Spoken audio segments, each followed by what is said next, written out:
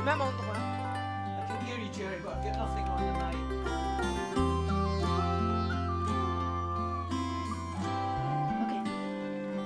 Excellencies, distinguished guests, and partners, my name is Ajong Lee, External Relations Team Leader here at the UN Women Knowledge and Partnership Center in the Republic of Korea. It's my great pleasure and honor to be able to serve you as the Master of Ceremony for today's event.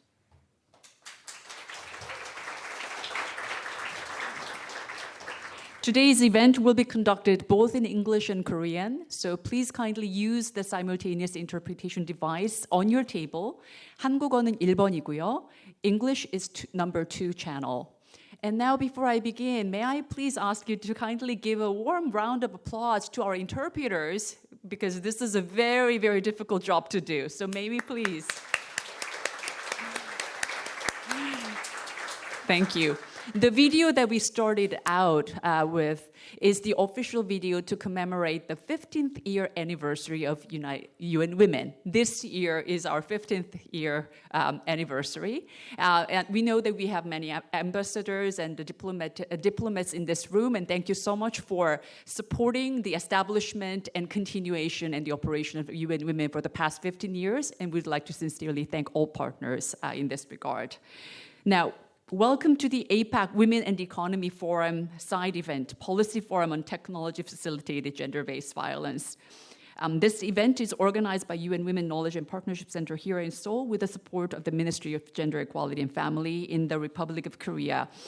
We are joined by an incredible group of speakers who bring policy, advocacy, and innovation experience in creating safer and more inclusive digital spaces. Now, without further delay, I'd like to ask Ms. Yoon Jung-hwang, Director of the UN Women Knowledge and Partnership Center, for her welcoming remarks as the host of today's event. Ms. Hwang brings over 25 years of leadership in gender policy. She has driven key reforms in women's rights, including Korea's basic plan on violence against women and legal responses to online sexual exploitation.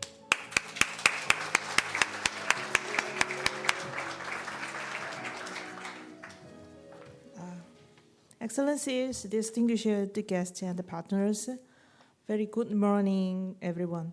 As the newly appointed director of the center, it is my great pleasure and honor to welcome you all to our APEC Women and Economy Forum side event, co-hosted by the UN Women Knowledge and Partnership Center in the Republic of Korea, with the generous support of the Ministry of Gender Equality and Family.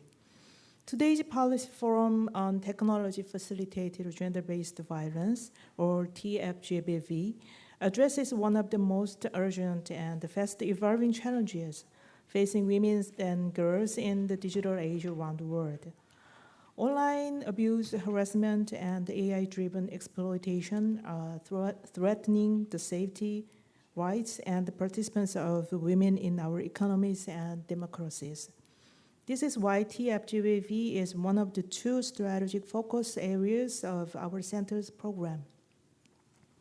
Across the APEC countries, women are disproportionately targeted by online harms. They silence their voices, threaten their safety, and limit their access to opportunity. And as APEC economies drive digital innovation, we must ensure that no one is left behind or left at risk. I'm grateful to all of you in this room for standing a stance with us, spotlighting TFGBV as a critical barrier to gender equality in the 21st century. I sincerely hope today's forum sparks new insights and reaffirms our collective determination to fight and prevent TFGBV. Before I close, please allow me to take a moment to thank those who have made this event possible. First, our sincere thanks to the Ministry of Gender Equality and Family for their generous support, and Acting Minister for congratulatory remarks, as well as Director General Kim Kwon-young for reading the statement on behalf. And my gratitude goes to His Excellency Colin Crooks, British Ambassador to Korea, as well as Dr. Eun-mi Kim, our UN Women National Goodwill Ambassador for the Republic of Korea, for their steadfast support to UN Women at the Center and the leadership on gender equality. We are also grateful to our expert panelists joining us today. From the UN Women Regional Office and Headquarters, the Women's Human Rights Institute of Korea, eSafety Australia, and Equimundo, to your work as shaping safer, more inclusive digital futures. Let us work together to build a digital world where innovation empowers, not endangers, and where every woman and girl can live, learn, and lead free from violence. Thank you, and I wish you a meaningful and inspiring time ahead. Thank you. Thank you very much, Director Huang, for your welcoming remarks. Now we will hear congratulatory remarks from the Acting Minister of the Gender Equality and Family, delivered by Mr. Kim Kwon-young 정책기획관님, Director General at the Ministry. The Ministry has been a strong partner of UN Women for the past 15 years, so it's an honor to have the written remarks from the Acting Minister this morning.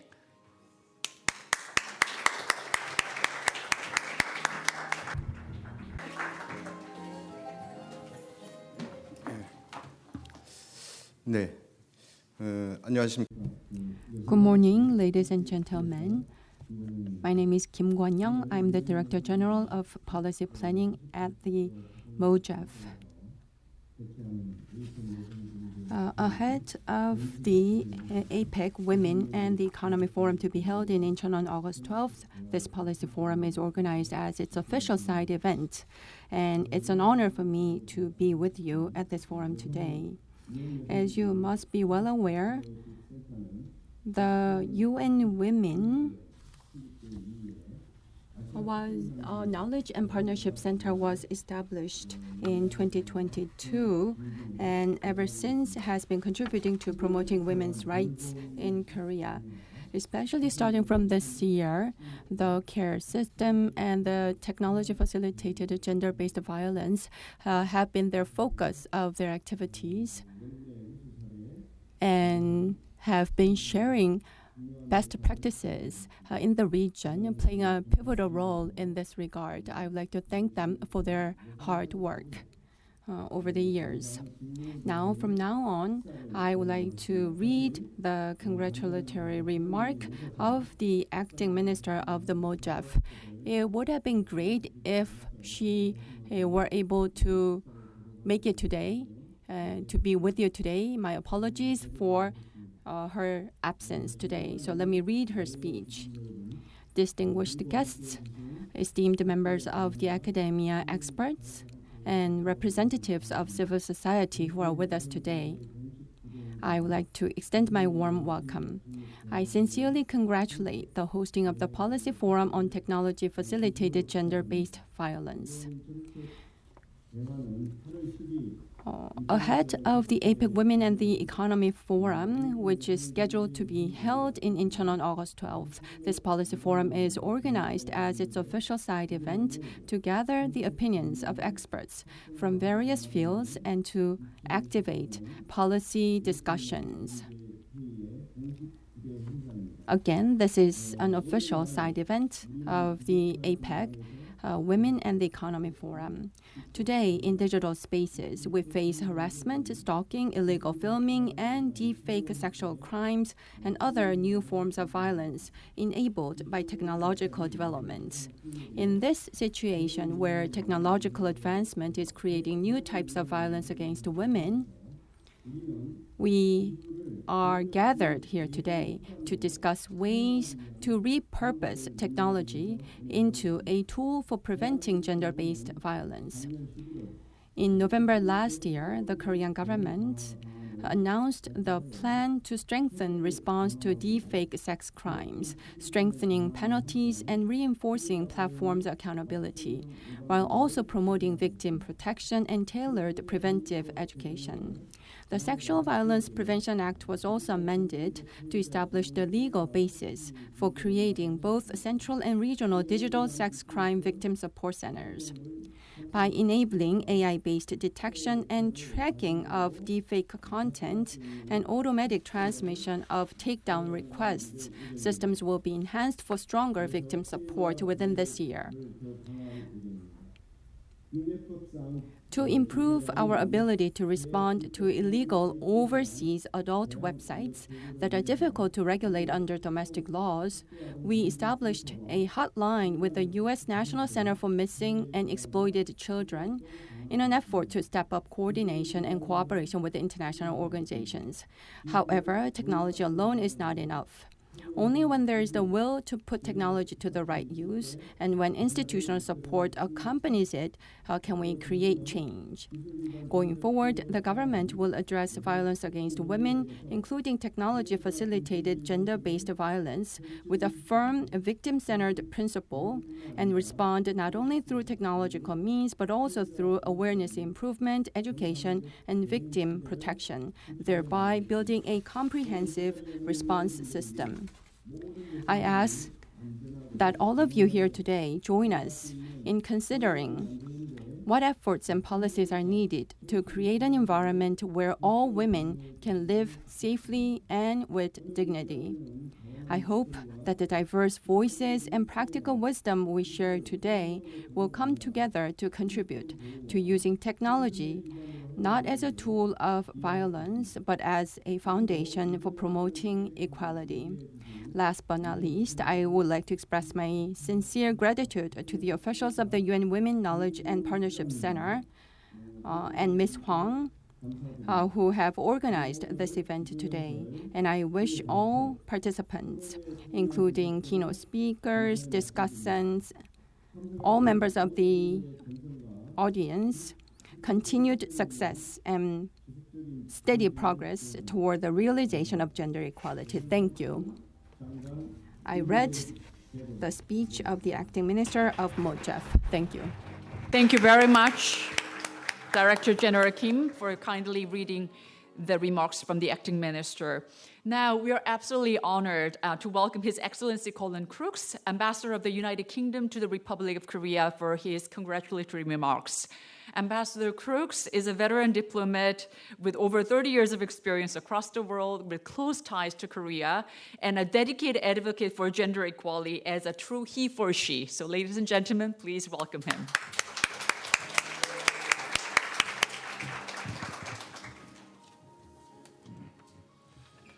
네, 여러분 안녕하십니까? 저는 주한 Hi everyone, as introduced, I am Colin Crooks, Ambassador of the UK to the Republic of Korea. I'm going to speak in English. So, Excellencies, distinguished delegates, colleagues and advocates, it's a true honor to be invited as a male ally to join you today at this distinguished forum. We gather at a time when the digital world is reshaping every aspect of our lives, including how women and girls experience safety, dignity, and equality. In Korea, women have made extraordinary strides in education, in the workforce, and in public life. Korea, I'm given to understand, is the country in the OECD which has the highest level of education for women among that whole group.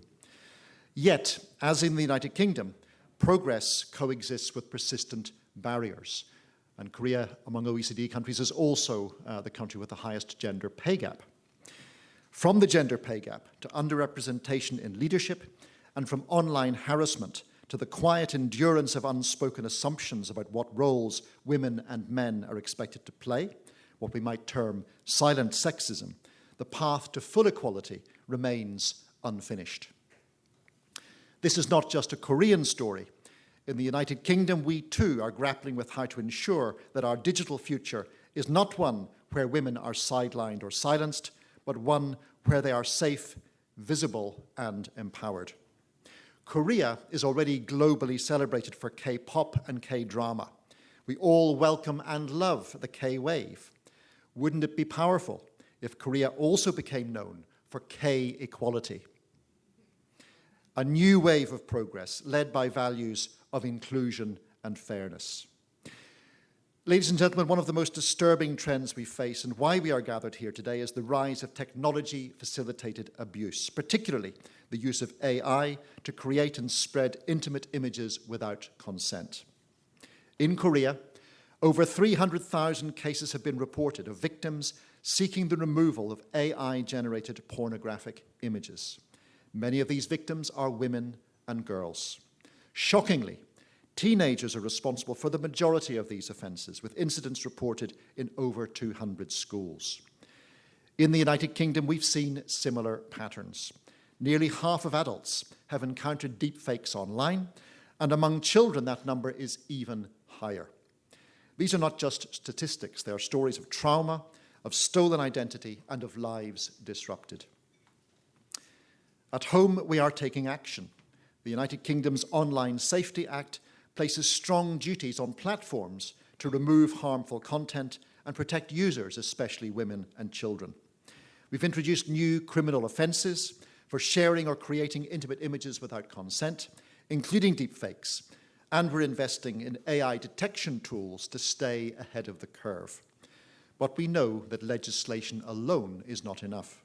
That's why we're also working internationally, partnering with over 1,000 women's rights organisations globally, and here in Korea, sharing lessons from our legal reforms and supporting local initiatives. In Korea earlier this year, we brought together 90 Korean women leaders from politics, business, academia, and civil society to connect, recharge, and lead. And through our Ambassador for a Day program, we're helping young Korean women explore how digital tools can be used to fight both gender inequality and climate change. As we look to the future, we must ensure that AI safety includes gender safety, that our digital spaces are not lawless frontiers, but places where women and girls can thrive.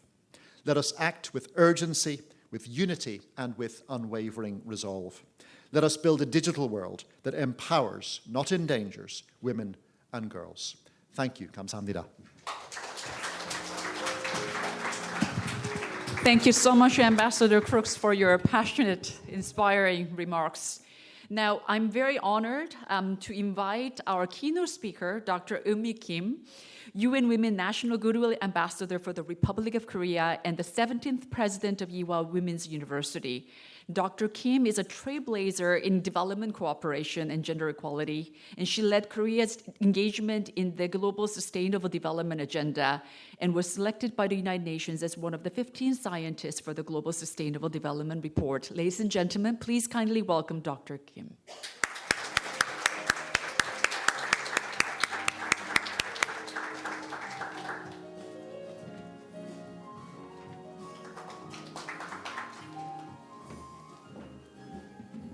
Good morning, honorable ministers, excellencies, distinguished delegates, and dear colleagues. It is my great honor and privilege to join you at this important policy dialogue on technology-facilitated gender-based violence, or TFGBV, held in conjunction with the Asia-Pacific Economic Cooperation APEC meeting in the Republic of Korea.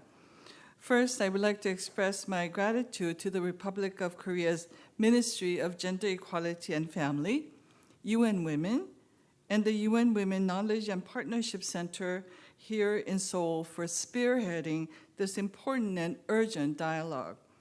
Your commitment to placing gender equality and TFGBV firmly on the policy agenda of APEC economies is timely and commendable.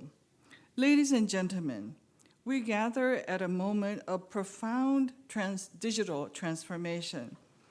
Technology and artificial intelligence, AI, are reshaping how we live, work, learn, and lead.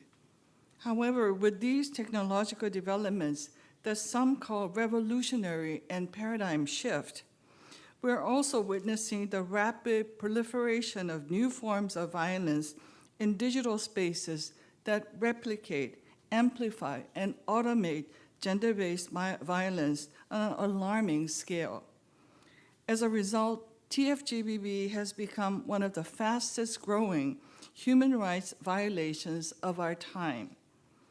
It encompasses a wide range of abuses: online harassment, cyber stalking, image-based sexual abuse, doxing, non-consensual deepfake pornography, hate speech, and large-scale misogynistic campaigns.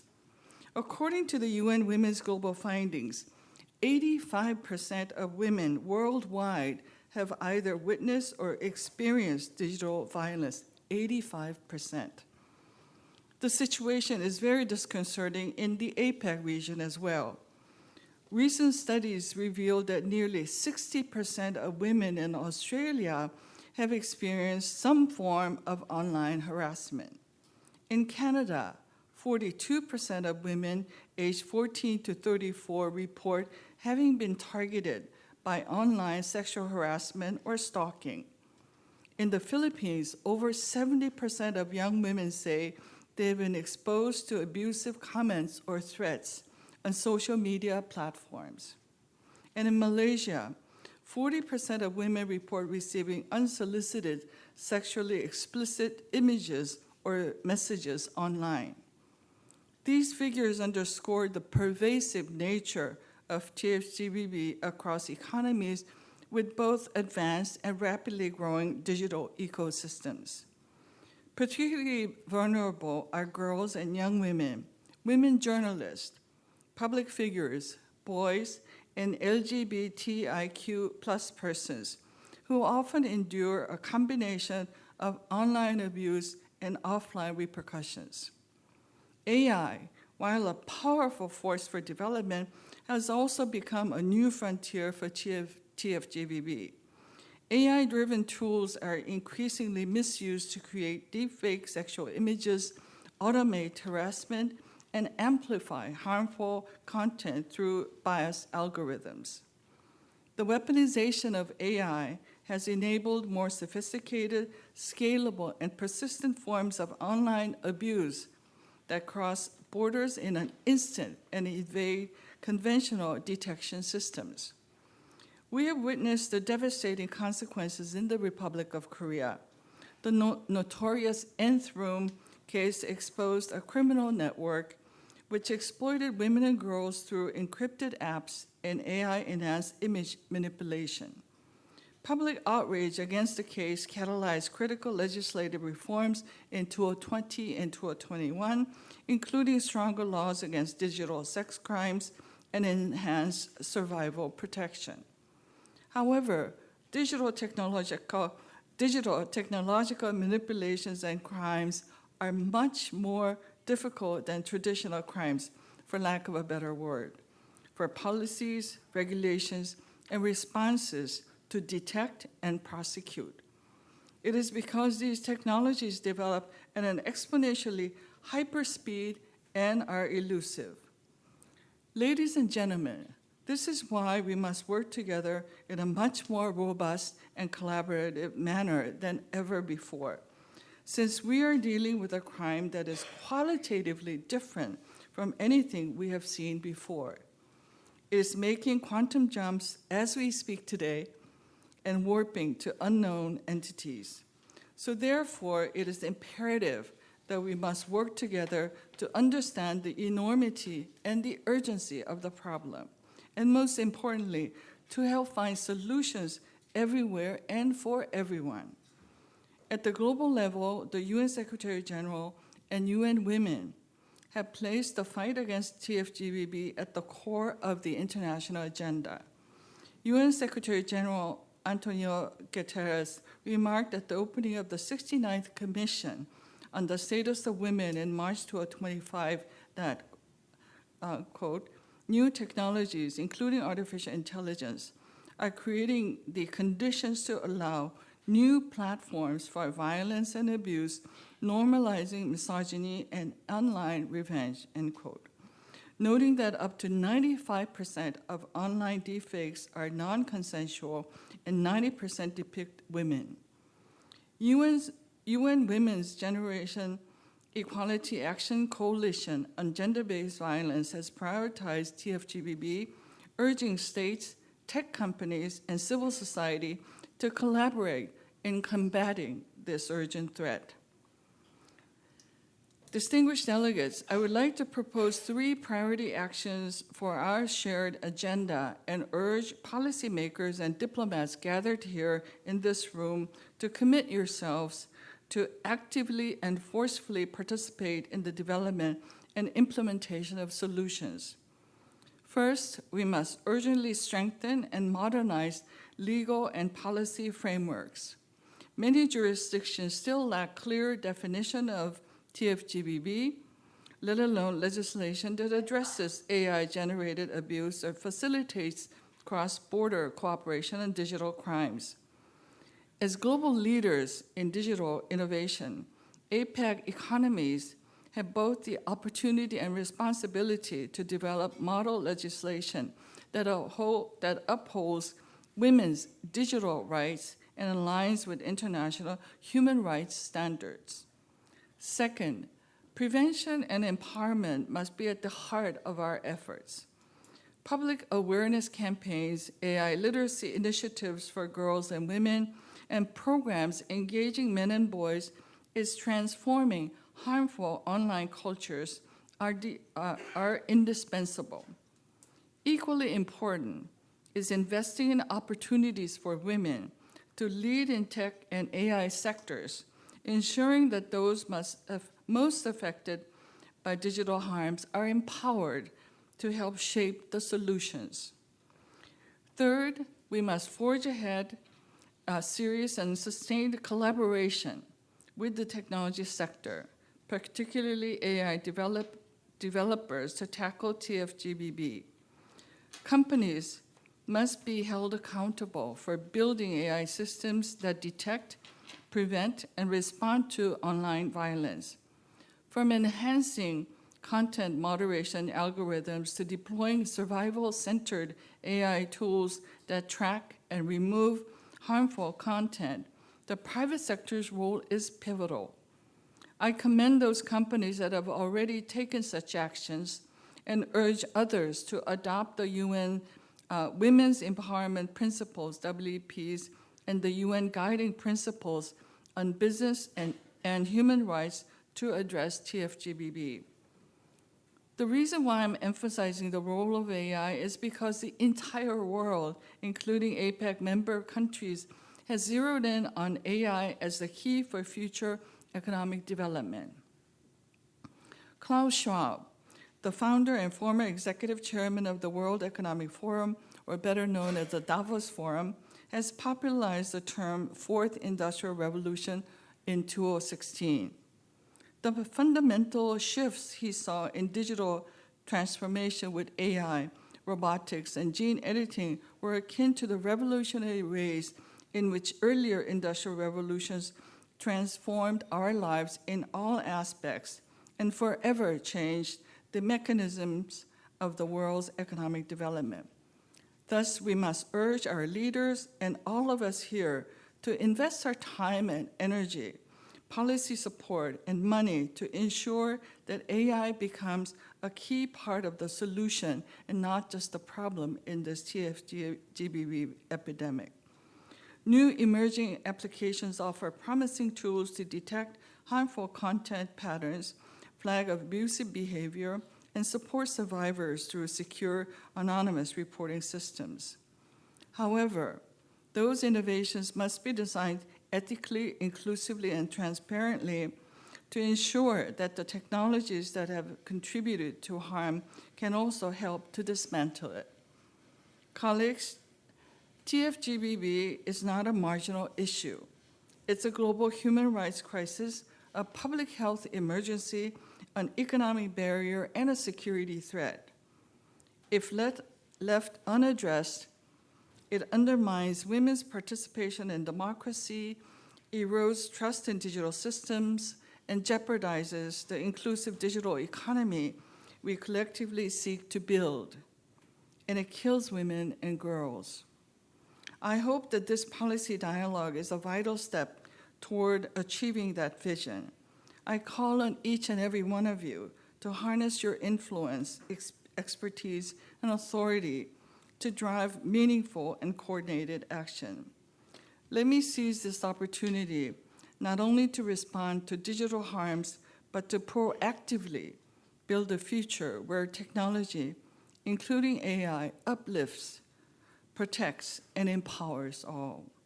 a future where every woman and girl can participate safely and equally in every aspect of life, both offline and online. Let us not be weighed down by the conundrum that AI's machine learning and deep learning is simply taking stock of the world as is, and in terms of TFGBV. But let us demand that we use AI to make a better world where the current practices of TFGBV are detected and solved, so that the future we create is not a replica, exaggeration, or perpetuation of current forms of violence. We must do a better job for a better world where every woman, girl, man, and boy can live without fear of TFGBV. Thank you very much. Thank you so much, Dr. Kim, for your insights. You truly outlined the direction and the key actions that we need to take together. So thank you very much for your keynote speech. Now, ladies and gentlemen, we are going to remember this occasion, so we'll take a group photo. Now, it is impossible to invite everyone to come to the stage, so I'll ask the photographer in our style to kindly come. And then facing you, he's going to take the group photo first, and then we'll take a photo with the ambassadors and our speakers.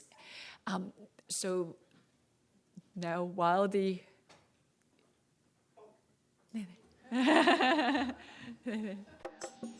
So, 1, 2, 3 해주세요. 1, 2, 3 해주세요. So as he says 1, 2, 3, would you kindly smile and then kindly look at the photographer?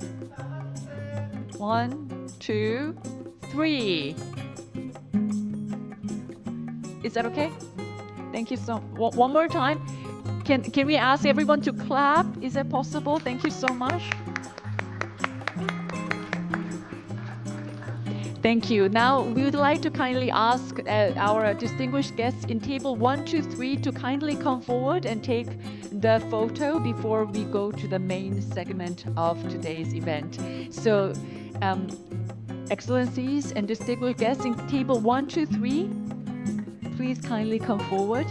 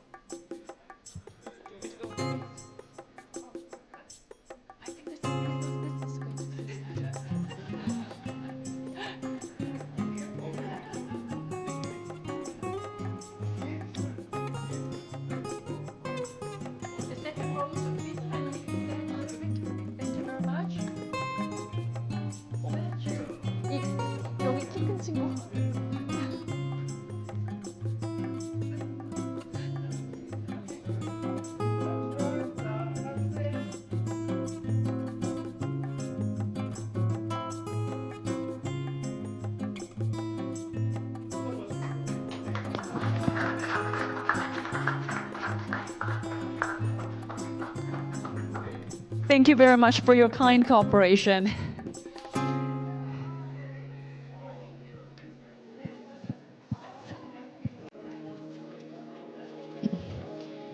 Now, since we are having luncheon, we are not going to have the coffee break, but move straight to our presentation segments here. The first speaker that we have is Catherine Travers, who is joining us from New York online. Now, can we please connect Catherine? Hi, Catherine. Can you hear us? I can hear you well. Can you hear me? Yes, yes. So, ladies and gentlemen, Catherine is joining us from late evening in New York time. So we are very grateful for her kind contribution and participation. She is the policy specialist at UN Women Headquarters, and she has led global efforts to tackle sexual harassment and TFGBV across public, digital, and workplace spaces. So, ladies and gentlemen, please kindly welcome Catherine. Thank you so much.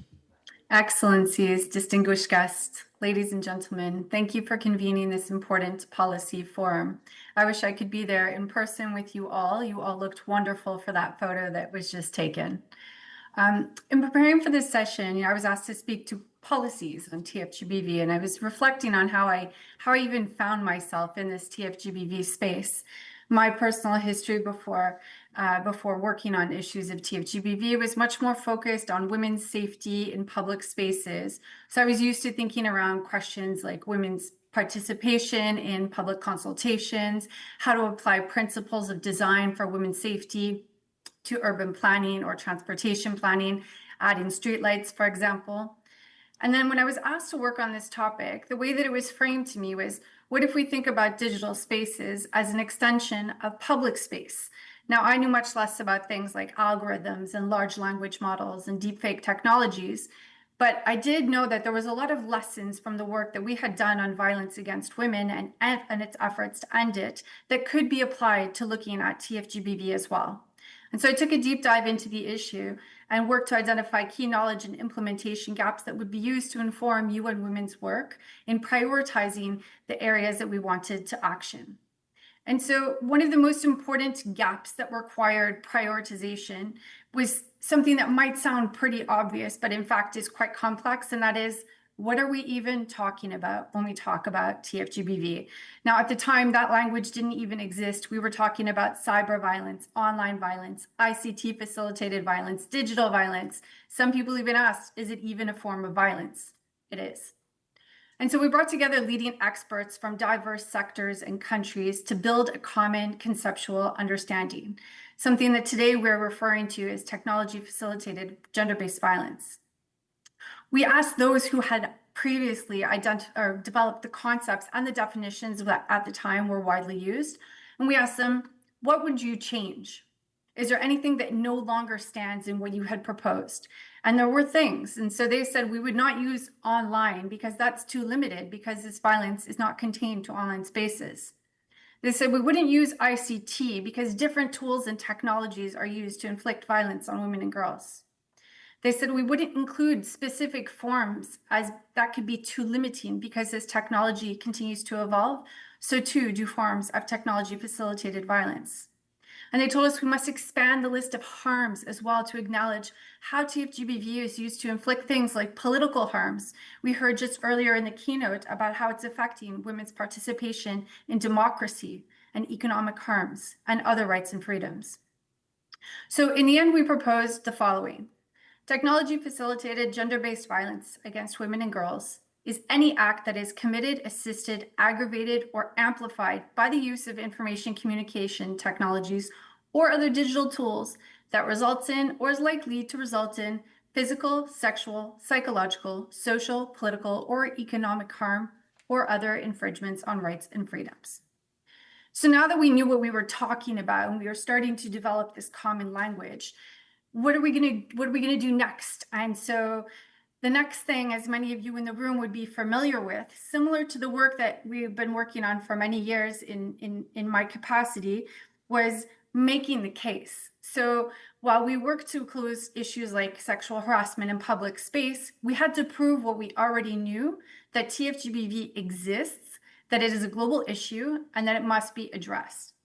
And so it would be pretty easy for me to ask most of the women in the room, have you experienced it, witnessed it, or know someone who has?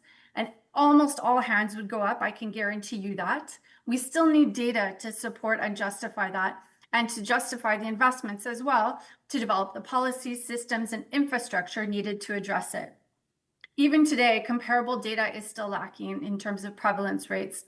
But we already heard that up to 85% of women who spend time online have witnessed violence, and about half of them have been directly targeted. And this, of course, would vary from one place to the next. And this isn't something that's isolated to adult women either. Young women and girls are disproportionately affected. 1 in 10, 11% of girls or young women experiences TFGBV daily.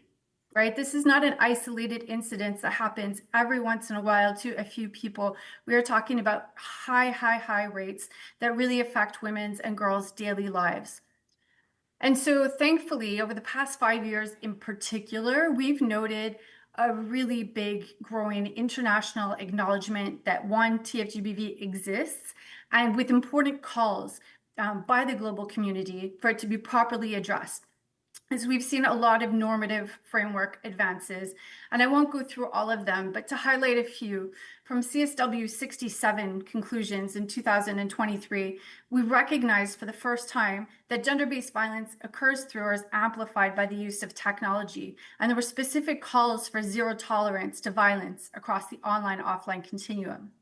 More recently, in 2024, a General Assembly resolution called for member states to take action through strengthened legislation, prevention, regulation of platforms, safety by design, and accountability. So the call to action is clear. Now, what steps are needed for policy responses to address TFGBV? Well, the first thing we need to do is really understand what exists, what can we learn from it, and how can we improve it?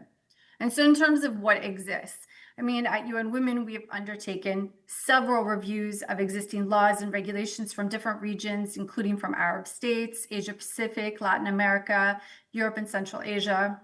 And the findings show that right now there are many different entry points that governments are using for addressing this. Some expand existing violence against women legislation to add digital markers. Some create completely new legislation that's focused on online safety and might have TFGBV more specifically as a component. And others are more gender neutral, focusing on things like cybercrime. And so we see that this is what has been called a fragmentation of laws. And this fragmentation has been described as problematic trend in some regions or a significant challenge in others. And so really working to address some of that fragmentation and gaps is something that I think looking forward to, we're supporting work to get there. And so what can we learn from these existing laws and policies? And there are good examples as well. So survivors have shared that they report challenges in understanding really what are the legal pathways to justice. So if you experience TFGBV, where can you even go?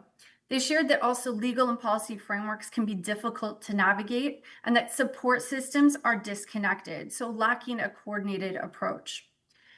Of course, online violence cannot be fully separated from offline violence. So a recognition of a continuum of violence across the online-offline divide is something as well that has been a lesson, an early lesson in this. And of course, it should come as no surprise that it is going to be completely ineffective unless we are working together. So we must break the siloed approach. We need laws, institutions, services, and policies that prioritize treating TFGBV linked with offline violence against women, linked with mental health services, digital literacy, law enforcement, with capacity strengthening, and recognize that these are deeply interconnected and require a coordinated approach. In many cases, where laws do exist, implementation can also be weak. So law enforcement, judiciary, legal aid services in many places are undertrained, under-resourced, and overburdened. They may lack specialization in TFGBV or even knowledge about how to properly gather digital evidence and recognize online crimes. And so how can we take some of these lessons to go forward? Well, UN Women is working to support member states in these efforts by developing a supplement to our handbook on violence against women legislation that will specifically focus on technology-facilitated gender-based violence. Of course, we know that we cannot do this alone, and so to inform this process, we've been convening regional multi-stakeholder expert group meetings to inform its development. Now, the handbook is going to be released in just a few months, so I invite you all to consult it once it's available. In the meantime, there's some early lessons that I wanted to share with you all today from these expert group meetings. One is to just highlight the necessity of really maintaining that even if we have this global guidance, laws and policies have to be context specific, responding to the unique challenges and specificities from different countries. Now, this can also include consideration of what already exists in terms of legislation. So, for example, where there are existing laws that address violence against women that are already quite rigorous, it can be useful to add technology-facilitated violence against women to those existing laws, rather than developing a new range of tech-facilitated abuse laws, unless, of course, the laws require updating in the first place. We know that the solutions, including policies, must be co-created by different stakeholders, including diverse women and also including survivors of TFGBV. We must include prevention. We can't just be focusing on response and coming in after the fact, but really thinking about how can we stop these forms of violence before they even take place. We need policies that are implemented with fully funded budgets that include also resources for capacity development for those responsible for its implementation. And we must consider the role that women's rights organizations can play in helping to support that capacity strengthening.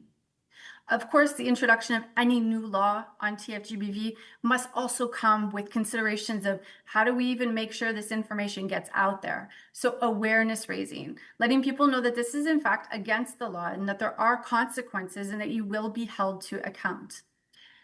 And so there are other challenges, of course, that we know in this space, like the balance between free speech, but also privacy and regulation.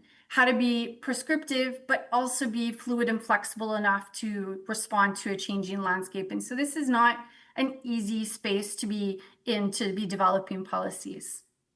Now, TFGBV is not a new phenomenon. Rather, it's another form of violence that's perpetuated in a different way. And we are seeing progress to address it.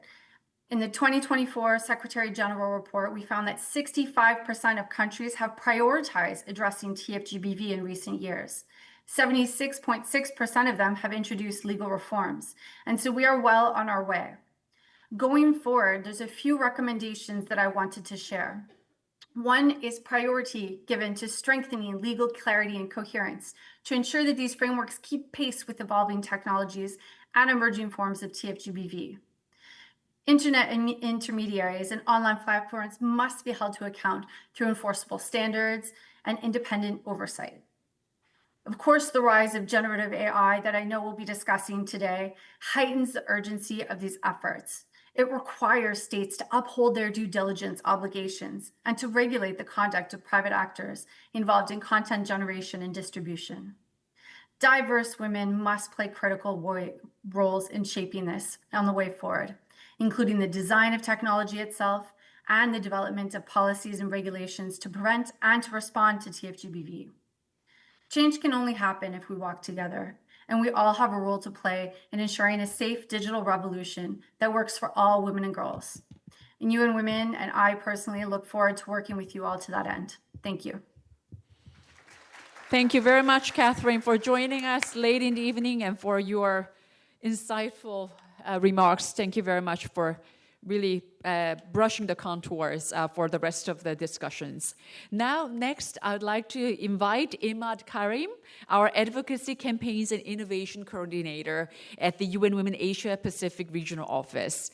Imad is an expert in gender tech work and founder of the UN Women AI School. He flew from Bangkok for us. So thank you very much, Imad. Thank you. 안녕하세요. Good morning. Good morning. How are you feeling? Good? I hope so. Those were devastating numbers. I can imagine what you're feeling now with one presentation after another, hitting you with all of those depressing realities of where we are. But I promise you with some good, hopeful solution at the end of this presentation. So hang in with me. I grew up in a small village on the banks of the Nile. One of my favorite things as a child to go into the roof of my house, look at the fields, and then watching the constellations of stars. Last month, I was back home visiting my family, went to the rooftop, looked down, and look at the fields in front of me. I see something different. Stars on the ground. All of those farmers, guarding their watermelons from the foxes, holding their phones, looking into TikToks and YouTubes. It was kind of a very new reality that I realized that this is, a new constellation on the ground with, access to phone and technology in the hands of farmers in small villages. I've seen similar scenes like this from Papua New Guinea to Nepal to Pakistan to even the Masai Mara when I went for a safari. Indigenous people having access to technology. Technology is giving them some power. A lot of them are learning through their phones. Some of them, they're looking into weather forecasts where they can know when to grow their crops or deal with pesticides, or having to know how to sell their product that they handcrafted. I've seen this in Papua New Guinea a few months ago when I went to visit a small village where there was no running water, there was no electricity, but there was that amazing 16-year-old girl with a phone and a small solar panel that she uses to charge her phone. Uses AI to learn about marketing, learning English, her classes that she never even get to go to a school because it was too far for her. But she learned, and now she's one of the head marketing personnel in her village that sells vanilla beans and coffee abroad from that small thing. When we think about vanilla beans coming from PNG, you'll never imagine that there is a 16-year-old girl with a small phone, just as smart enough and using AI to translate, to create content that is selling for everyone. But also in a nearby village, there is another girl that got a rumor around her from an ex-boyfriend, created a deepfake, rumor spread, her phone was taken away, even when everyone knew it was not true. Even when if everyone knew that that deepfake was a deepfake, still, she was kind of taken away from the internet, from her phone, from the only connection that she was had to the rest of the world.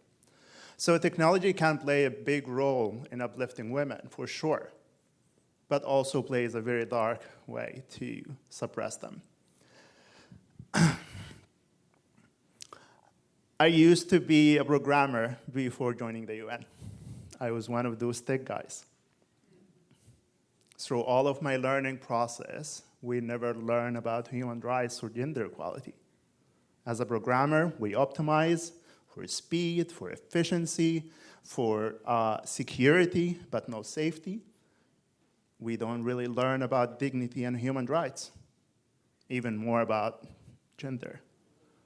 We were a bunch of guys doing the tech work. So in a way, if we can go to the second slide, please, we want to translate how all of that ecosystem actually works when it comes to AI. It's really hard when you talk about technology and trying to connect that to human rights, because we don't really get to see the big picture of how does it work and how does it affect every one of us. So when we design systems, or at least we, the tech guys, we design system, we look into that whole system of the infrastructure, starting with the big data. You know, AI has been out for a while, but only recently that gained that momentum in the past few years. And now everyone realized that actually a good AI means we'll work on good data. That data is the inheritance of thousands of years of injustice to women. The data that we see on the internet is the product of men-written history, or the men version of our history. We were the one holding the pens after we won wars. We were the one writing history, constitutions, laws, policies. We wrote about women. We wrote about others. And we threw that version of us because we had more access to the technology, to the internet, to the tools, to the authoring of that knowledge. So the internet, we know, is a male version of the history of the world. And that data, unfortunately, is the food and nutrition of AI systems. So think about it for someone that was glass like me. An AI system is only having one eye on the world. And it can convince you that it sees the whole world. And that's the dangerous part about AI. So that data that is feeding AI system is really biased and discriminatory, and it also have been used by certain groups, certain regions. The majority of the AI data has been produced by Global North, does not see Global South women, does not see women with all of their diversity. The more you stay away from languages, Latin languages, the less you'll be visible on AI systems. Back to the second layer, we, the programmers, the tech bros, the guys like me who spend all of their nights just trying to code a faster, way better AI systems. If we don't really care that much about human rights and women's rights, because that's not something that we deal with or we read about or is part of our interest, our algorithm will be also for an internet and system that are used by men like us. We think like them. We know more about them than we know about others. And that's the dangerous part of not having an inclusive design systems. So those systems are flaws. I mean, it's really hard if you don't really work in that field to know what women are dealing with when it comes to technology-facilitated violence. What does their experience look like? How they are reporting, how they are going through that process. But then I am the one who's designing that system for them. So this is where the algorithm, this is where the tools, this is where the infrastructure that you see outside that is seeking that data. And then you go to the third layer, which is the user. If we are in a world where we don't really have that inclusive version of the world, if you are the one who's writing prompts that are biased, that is sexist, that is stereotyping, AI believe in that notion of trash in, trash out. Bias in, discrimination out. So, whatever you feed it, if you are even a person that who is also using AI to abuse, it's also going to magnify that abuse. And the dangerous part about AI, while it's amazing and creating lots of benefits, it's giving powerful tools, powerful energy, and unlimited support for a normal person that can also use it for abuse. You're giving it a strong weapon and also a strong medicine. And it's up to that user to use it to, and instead of writing a small campaign on anti-journalists or anti-politicians or anti-feminists, they can, in second, create 1 million campaigns that target millions of people. And how is this going to create the world that we see right now? So if all of this information that is being used or those tools are being used to abuse, and then all of this data that's created that is discriminatory, that is also sexist, anti-feminist movement, anti-women, this is also a new narrative that's created by AI. One of the challenges that we have in the AI industry is that we're running out of data to train our new AI. One of the big challenges before that we had so much data that is digitized that we didn't have the technology to actually read all of it. Right now we created a Manosphere engine that actually the whole data on the internet is not enough to train it. So we're reusing the data that AI is using, that data that was created on biased and discriminatory version of the world, is now we're reusing what is spitting out to feed it back again to AI. After a while, we're going to run out of organic data that was created by humans, and then the whole internet, and you're probably already seeing it. A lot of the YouTube videos, a lot of educational videos are all generated by AI. It's a huge increase on data that was created by it. Almost 99% of deepfakes, pornographic materials are created by AI. and it's in the hand of everyone. So that's the system. But it's very easy to think about, having this moment of history as a transition time, and to ask ourselves, are we building parks or colosseums? Are we building safe and inclusive space for everyone, or we're also feeding, creating a space where people are fighting online? Those who have the power, have the latest models, will be taking all the benefits, and those who doesn't, we're not going to be existing or survive that stage of the world. But the reality is that there is hope in creating this within this mess of where the world is now. I know that the upcoming policies and now the competition of who owns the best AI is affecting the regulations, the guardrails that were put and pushed by a lot of policymakers. Now, a lot of governments who are leading on the AI production are dropping out the guardrails for speed of development of better AI, to be the one who's leading in that industry and get all of it, all the benefits out of it. And we've seen this across history. In every revolution of technology, we always drop women from that equation. We always tell them, you will catch up. When the internet came out, you will get it. Once we have the whole world connected, you will have full access, just wait and see. When social media came out, and people were raising concern about abuse for women, that all of those platforms were not secure, not giving them the protection that they needed.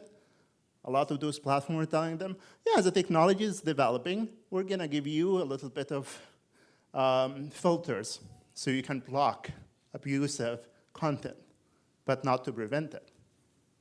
We're going to give you ways of reporting those content that is targeting you, but it was never taken out, or have been taking months to be taken out, and then the damage would have been out. And then suddenly we have Gen AI.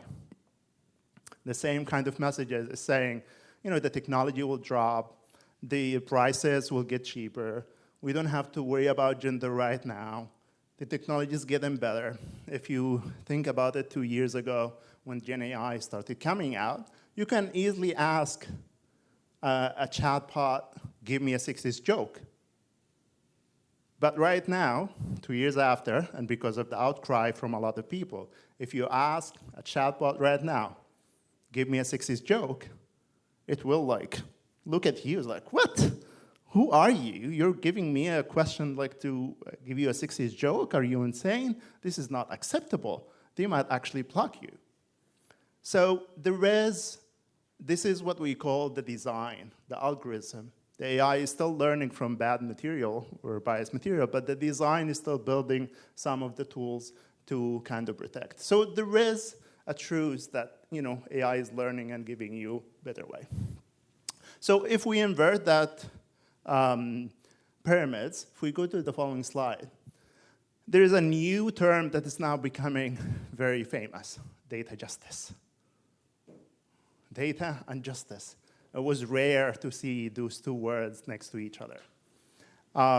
This means that if we are giving so much power to AI system, if we are thinking that AI system or driven system should make decisions about who gets a credit card, who gets a loan, who gets an investment, who could be a potential criminal, who would be a potential threat, who can we identify, as a person that we trust, we give credit, and who we don't. If we're giving those systems a lot of power, but they are all learning from that old way of seeing the history that is biased, that is discriminatory, that is generalizing, that is not trusting women, that does not see them as worthy of investments. It declines most of the requests for credit cards or loans because they don't have that vision that AI can trust them. Then we need to fix it. We need to fix the internet. But who is going to do it? think about all of this literature, the data that we have, the research, the films, the movies, advertisement. It's full of crap. It's full of stereotypes. It's full of misinformation. It's full of propaganda against women and feminists and leaders. When we started this project 10 years ago to fix Wikipedia as an example. 10 years ago, Wikipedia has 15% of biographies about women. The English version, the most complete, most comprehensive, the brightest, moment of Wikipedia. But 15% of biographies about women, the rest about men. But when you go deeper into languages like Arabic, for example, only 4%. The gap was wider. If you go even local to a local language in Papua New Guinea or somewhere in Asia or a remote region, the numbers will be less and less. When we started working with this, we started with that 4%. In few years, we trained thousands of teachers, aunties, girls in high schools. Boys also joined the project. We had thousands of volunteers that we were editing profiles. We're adding missing information. We're fixing language. We're enhancing the profiles. Profiles about women that only talks about their families and their achievement, while trying to fix that kind of masculine way of seeing the world. We managed to decrease that gap from 4 to 9% in a few years. It is possible. It is possible to fix the data. And that was like a hope that we learned from. That's the start. Wikipedia is one of the largest data sets that AI system learning from. Surprise, surprise. It's not scientific research, it's not books, it's not evidence, it is Wikipedia. It is Reddit. It is forums that even if you remember what you wrote when you were in high school, all of your gossip, all of your other unnecessary information that you shared a while ago, that is all fed into the internet. This is where we need to fix things up. Inclusive design. We need more women in the decision-making, in the design, in coding, and the teams. We need them to be the one who is developing AI. Nothing without women, Regardless of how much information and I learned from about gender, you still need women to be in the design teams, to sit on the tables with the decision makers to tell them how they are experiencing life, how they're experiencing TFGBV, and how to fix it. Guardrails. There is no way right now, this is in the development. A lot of people are saying that we're building AI on air. We're building a plane on air. So there is no time for guardrails because it's going to slow down our progress. And that's what we're seeing. A lot of governments are pushing for deregulations. And those guardrails, when they're put down, the first victims of them are women and girls.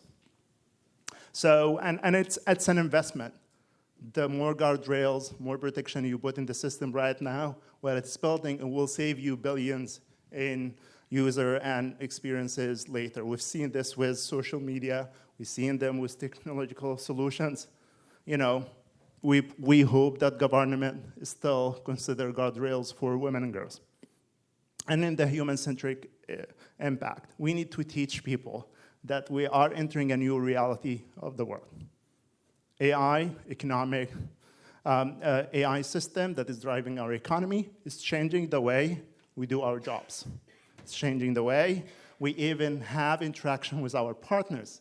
The increase of AI companions, the increase of all of those chatbots that is giving personal advice, it's changing the way we see friendship, relationships, family, work relationships, and it's changing how we see the world. So we really need to also look into what kind of output that's coming out, how it is being impacting women and the future of job. There's a whole new release that we worked with LinkedIn about women and the future job, looking how Gen AI is affecting the future jobs of women. And the majority of jobs that women are holding, they are under threat of automation. how can we protect women from that? How we prepare them for a new world that no one is really preparing them for right now? We started working on an AI school, what we call UN Women AI School, where we wanted a generation of women as policymakers, as designers, developers, policy advocates, and the results are amazing. We see a change in few months. From fear, from those participants who start with like, I hate AI, I don't understand it, we don't like technology because we've seen how much it affects our life, from security to ways of saying AI is great, but also is dangerous. We can have a balanced way of saying the benefits, the perils, and the threats from all of those systems. So the hope that we have system, we have initiatives that actually work. We really need to do it right now. And that moment of transition, with all of the policies are being drafted, all of the laws are being discussed, and we need women and girls to be part of those solutions right now. Thank you. Now, next, I'd like to invite Caroline Hayes, Senior Strategic Initiative Officer at Equimundo. Caroline has worked on GBV prevention at the U.S. Department of Justice and the Global Women's Institute before joining Equimundo, which is the world's leading non-government organization on the topics of GBV, care, and engaging men and boys for gender equality. So, Caroline, it's great to have you all the way from the U.S. Thank you so much. Thanks for having me. Thank you to UN Women and the Ministry for Gender, Equality, and Family for inviting me to this amazing event. Thanks to the staff people here, photographers, videographers. It takes so much work to put an event like this together. So shout out to everyone here who has put this amazing event together. Good morning. I came from Washington, D.C. last night, so I don't actually know what time of day it is in my body right now, but I'm really, really happy to be with you all today. I work at Equimundo, Center for Masculinities and Social Justice. Our mission is to engage men and boys in the fight for gender justice. We do research around the world on men's attitudes about care, gender equality, relationships, and we design interventions and campaigns to meet men and boys where they're at, whether that's in schools, workplaces, and specifically for my job, online and in digital spaces. Today I'll be talking about men, boys, and the Manosphere and what impacts that has for TFGBV. But before I move on, I'm just gonna take a quick poll. Who here has seen the TV show Adolescence on Netflix? Okay, so about half of the people here. For those who haven't seen Adolescence on Netflix, it's a great show about a boy named Jamie. He's about 11, I think, and he ends up getting radicalized online, and the show is about whether or not he perpetrated a really heinous act of violence against a girl in his class.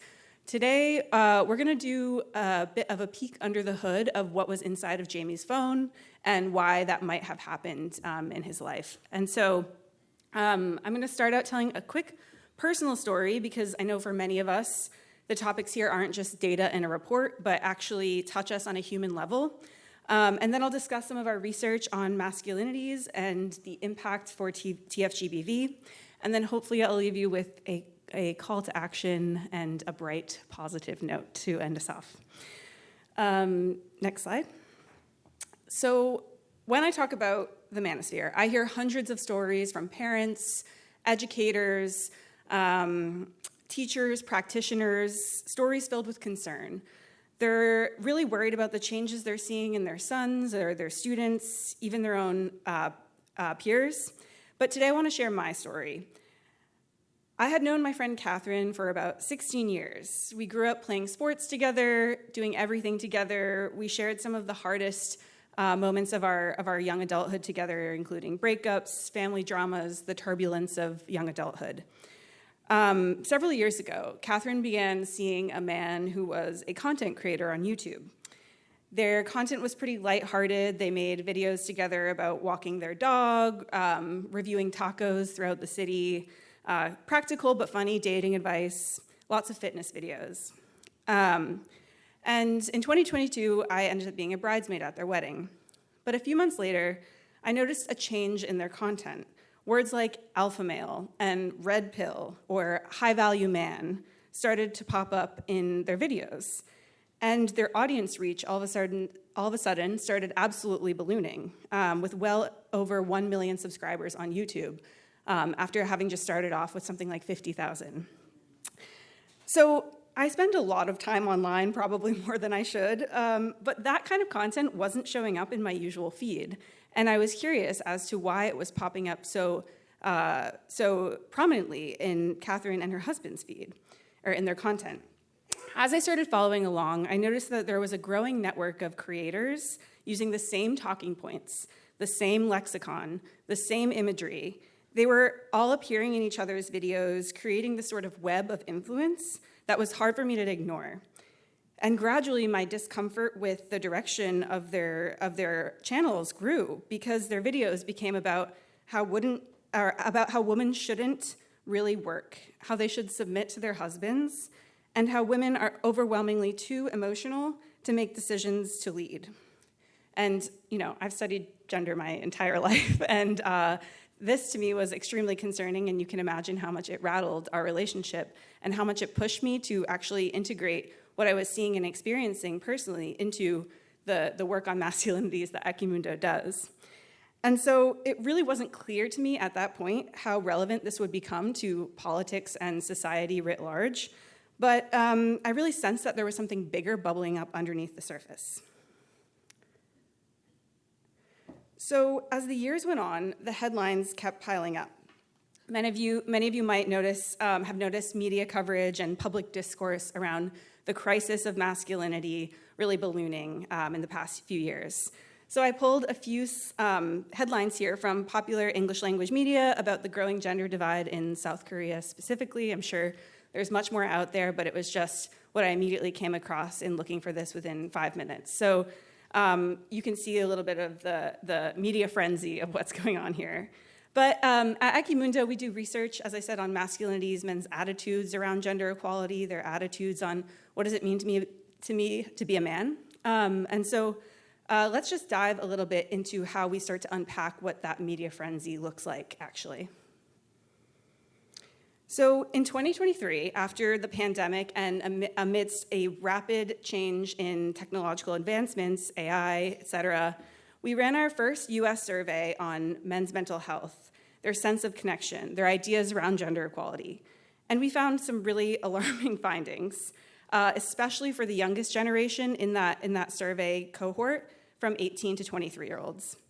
They reported the highest levels of depression and suicidal ideation, with 65% of young men saying that no one really knows me well, 65%.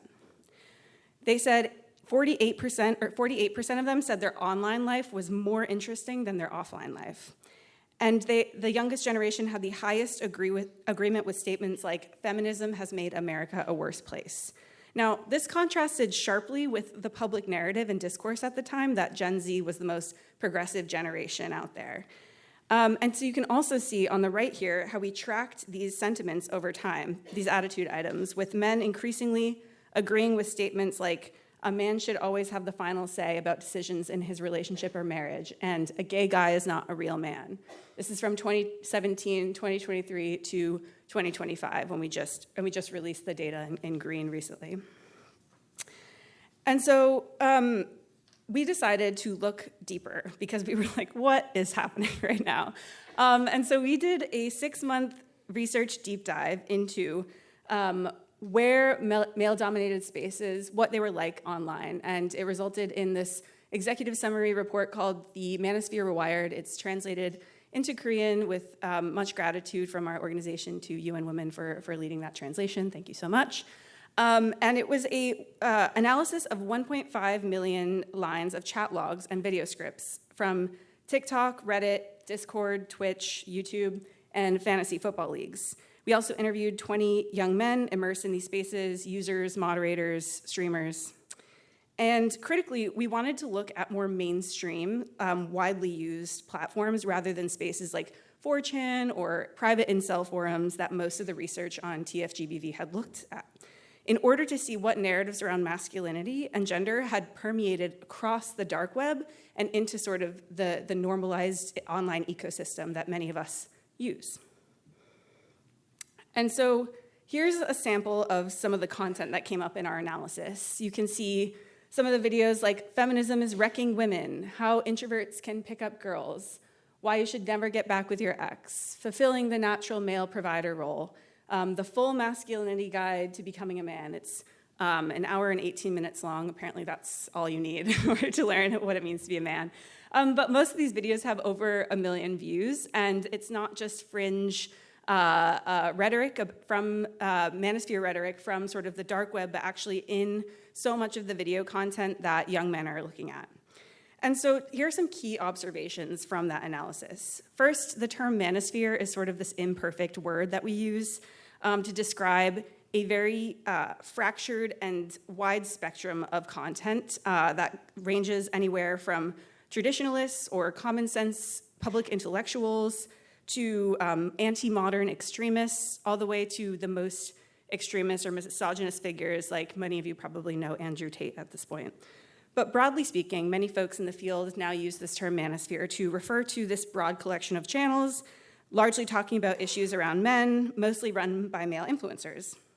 And so critically, the through line behind a lot of this content is the concept of the red pill, which many of you might have heard of. It's a term that comes from the 1999 film, The Matrix, which is really used to describe a framework that has been adopted by the Manosphere to describe their awakening to the belief that modern society and feminism have undermined traditional male dominance, prompting men to reclaim power through rigid, often misogynistic gender roles. And many of these influencers here give advice on how to reclaim that power through becoming an alpha or a sigma male, how to date women, how to exercise, starting a small business, etc. And so despite the complexity of this space, there were really clear themes that emerged.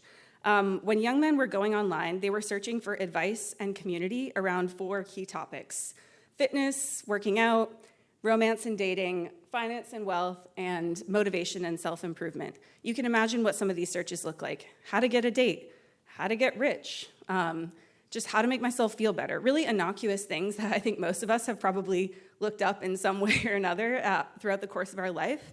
But what they were being met with was a lot of the content that had a sort of sensationalized or extreme answers to those questions because of some of the way that some of these platforms operate and their profit models. But let's take an example of one specific element of the topic that we looked at, which is finance and wealth. So economic insecurity is at the heart of a lot of this. Young men feel immense pressure to live up to the provider ideal, to achieve financial independence and status, but they're coming of age in a world of skyrocketing costs and stagnant wages, really across the board, across the globe. In our survey, our 2025 State of American Men survey, we asked men and women what the top trait of being a man really means. And 86% of men chose provider as the top trait, with 77% of women also choosing provider as the top trait that men should have. So this isn't just men telling themselves, I need to be a provider in order to be a man. This is also coming from potential partners, from the media, et cetera. It's a message that's really coming from all around them in order to achieve a status of manhood or idealized manhood. But we're also finding that most American men earned less in 2019 than they did in 1979. So this creates a gap where the societal expectations of manhood often don't meet their economic reality. And that gap becomes really fertile ground for resentment, scapegoating, and exploitation. So into this space, into this gap, a lot of the Manosphere content steps in. It offers us versus them narratives, often blaming women as the source of their struggles. And for many young men feeling lost or frustrated, that message can be really seductive and validating. Next slide, please. And so in order to sort of understand how this is all working, how it's operating, we've developed a very loose Manosphere playbook that many of these communities and creators are using.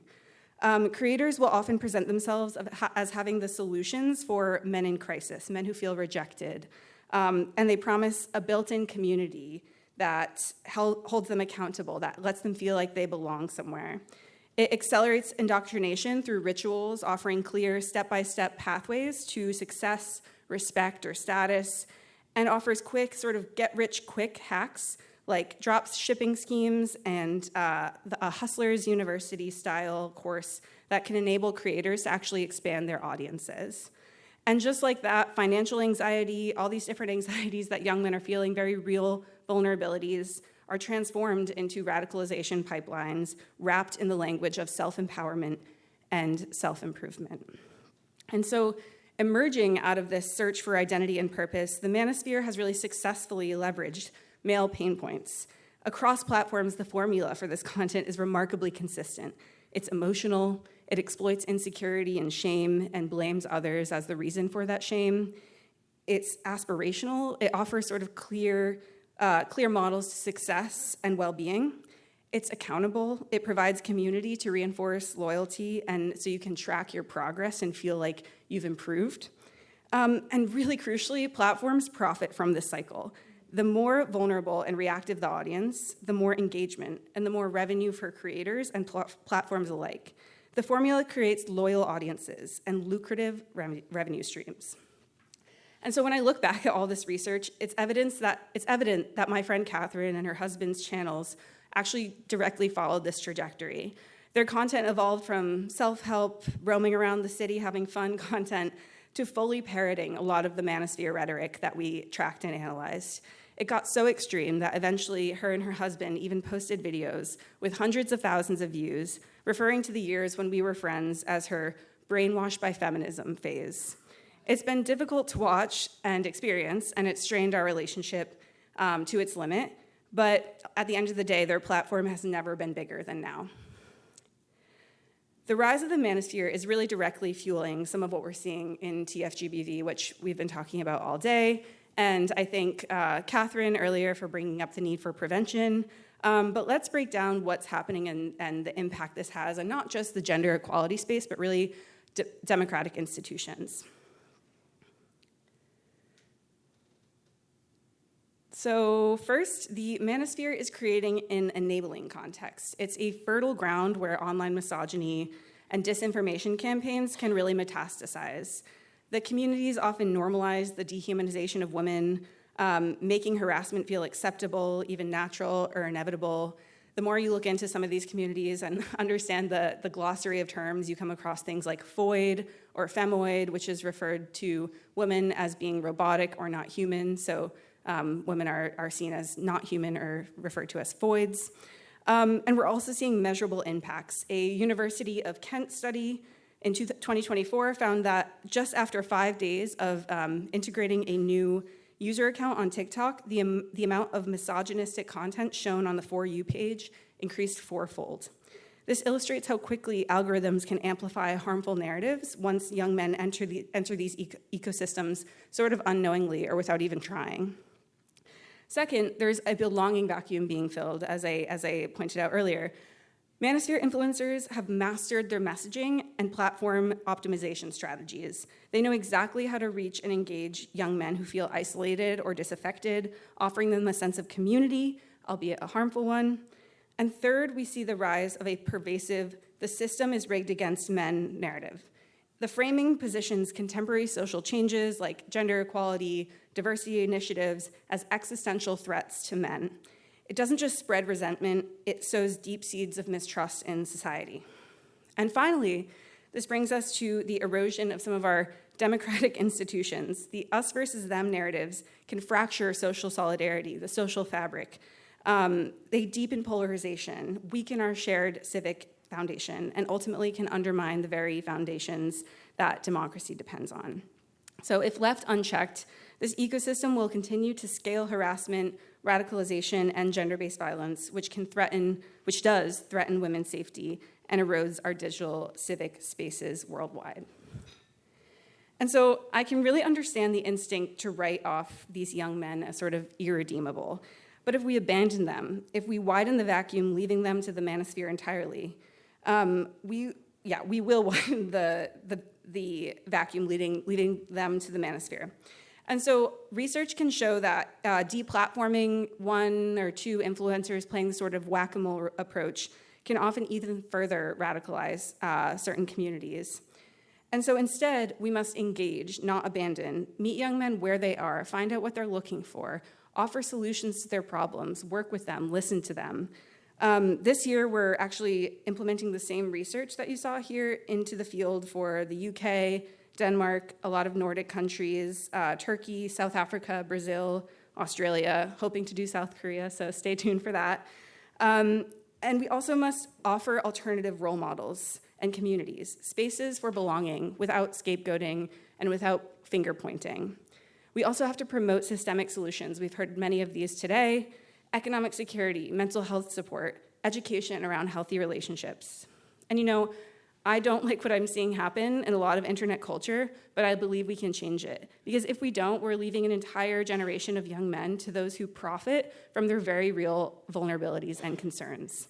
My story with Catherine and her husband is not unique. It's the story of millions of young people drifting into spaces that exploit their pain, thousands of women, millions of women facing the consequences in digital and real-world environments. But ultimately, confronting TFGBV through a masculinities lens not only protects women and marginalized groups, but it also promotes the health, well-being, and social inclusion of men and boys, which fosters a safer digital and physical community space for everybody. Thank you. Thank you so much, Caroline. Thank you so much, Caroline. This was extremely rich and holistic examination of the root causes of TFGBV. So thank you very much. We really appreciate this. Now, next, it's my great pleasure and honor to ask Ms. Bora Shin, President of the Women's Human Rights Institute of the Republic of Korea, to kindly present. Ms. Shin is the former National Assembly member, and she is leading national policy efforts as well as survivor-centered support on TFGBV in Korea. So, ladies and gentlemen, please kindly welcome Ms. Shin.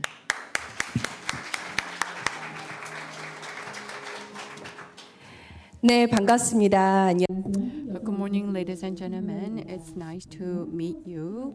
I would like to deliver my speech in Korean, so those of you who need the translation, please pick up your receivers.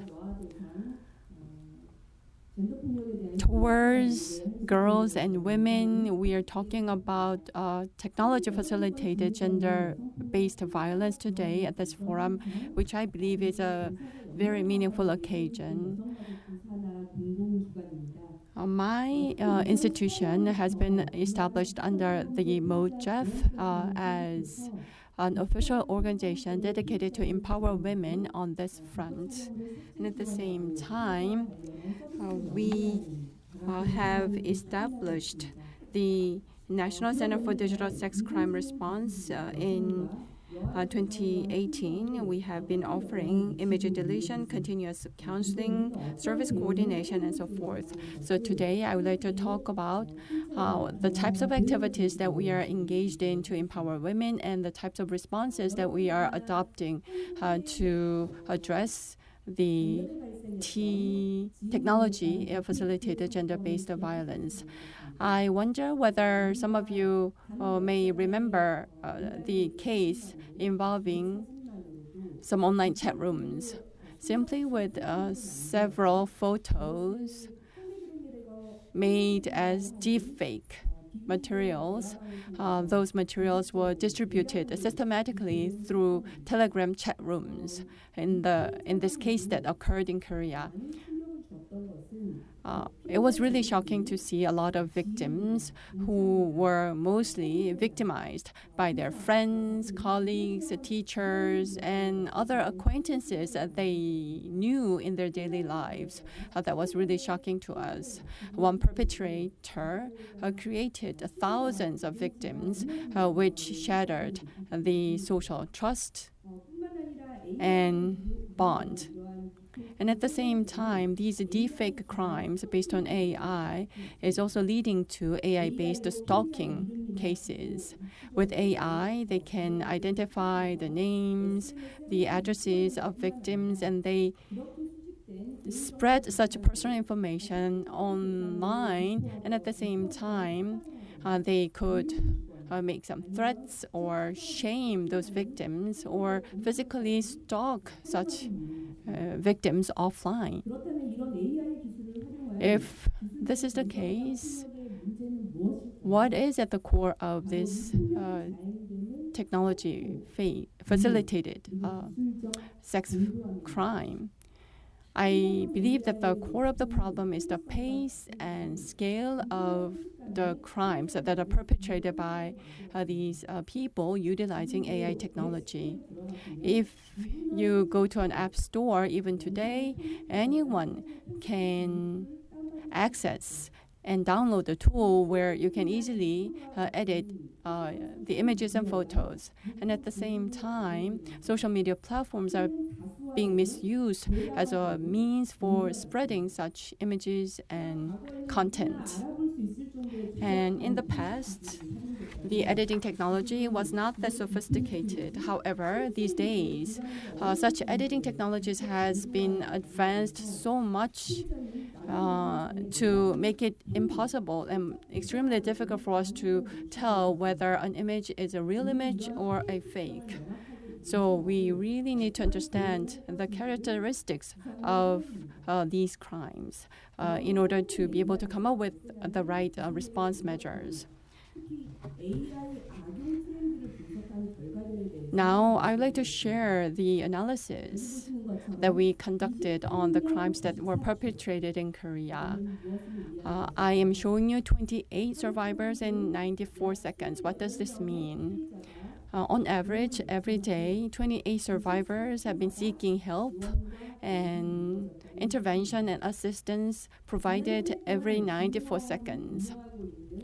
During the past year, we have been running the NCDSCR, the National Center, and we have been supporting 10,000 victims, and we have been providing counseling for over 30,000 cases. And we have calculated those, broke down those numbers into daily figures that we're showing to you.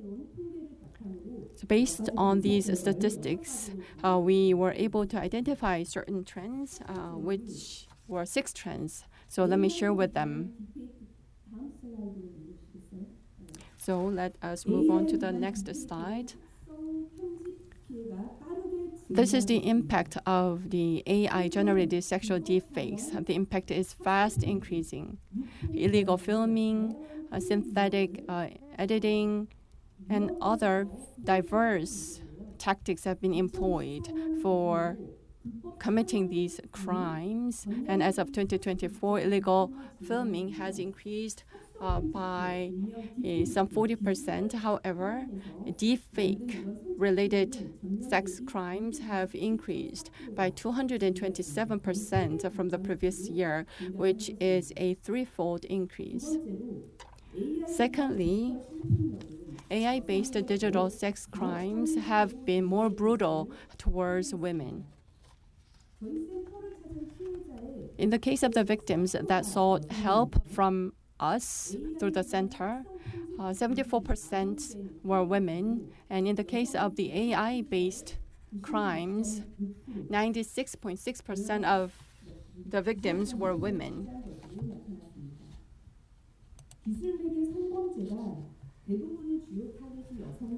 Mostly the main target of the technology-facilitated sex crime, the gender crime, are women. And I believe that women are even more vulnerable when it comes to AI-generated sexual deepfakes. Thirdly, perpetrators and victims, both of them, are becoming younger. 78% of digital sex crimes were mostly in their teens or 20s. For instance, 19% were teens and 48% were in their 20s in the case of the victims.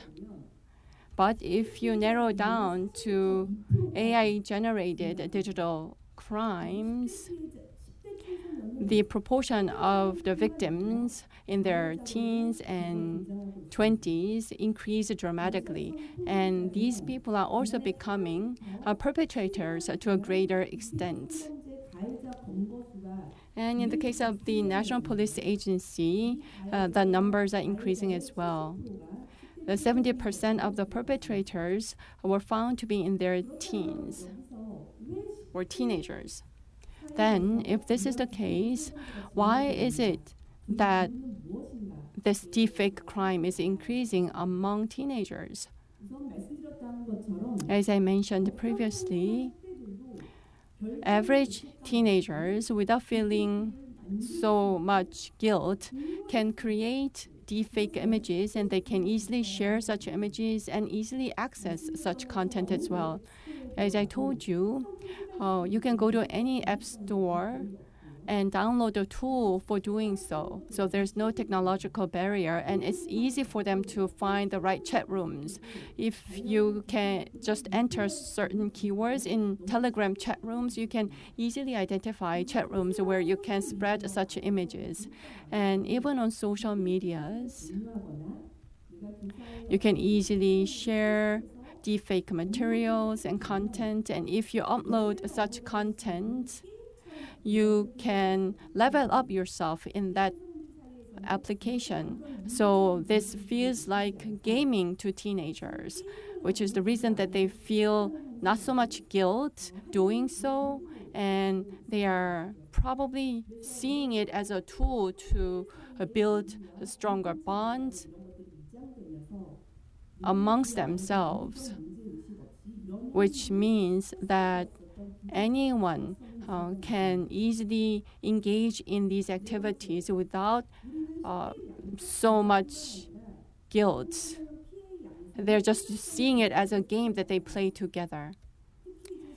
Fourthly, in the case of teenager victims, their images are not just confined in online distribution.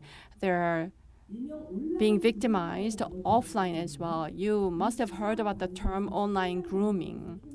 This is a term that's used to groom a young person to expand the relationship, and a perpetrator asks victims to send the sexual images of themselves, and sometimes these perpetrators go so far as to sell such images online.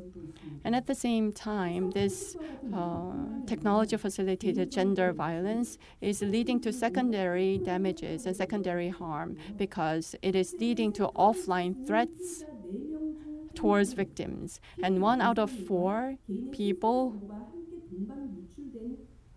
who visit such chat rooms see their personal information leaked and shared with other people. And the victims' real names, address information, and location information involved in those deepfake crimes have been leaked and shared, according to our investigation. Lastly, I believe that these damages are becoming more prolonged.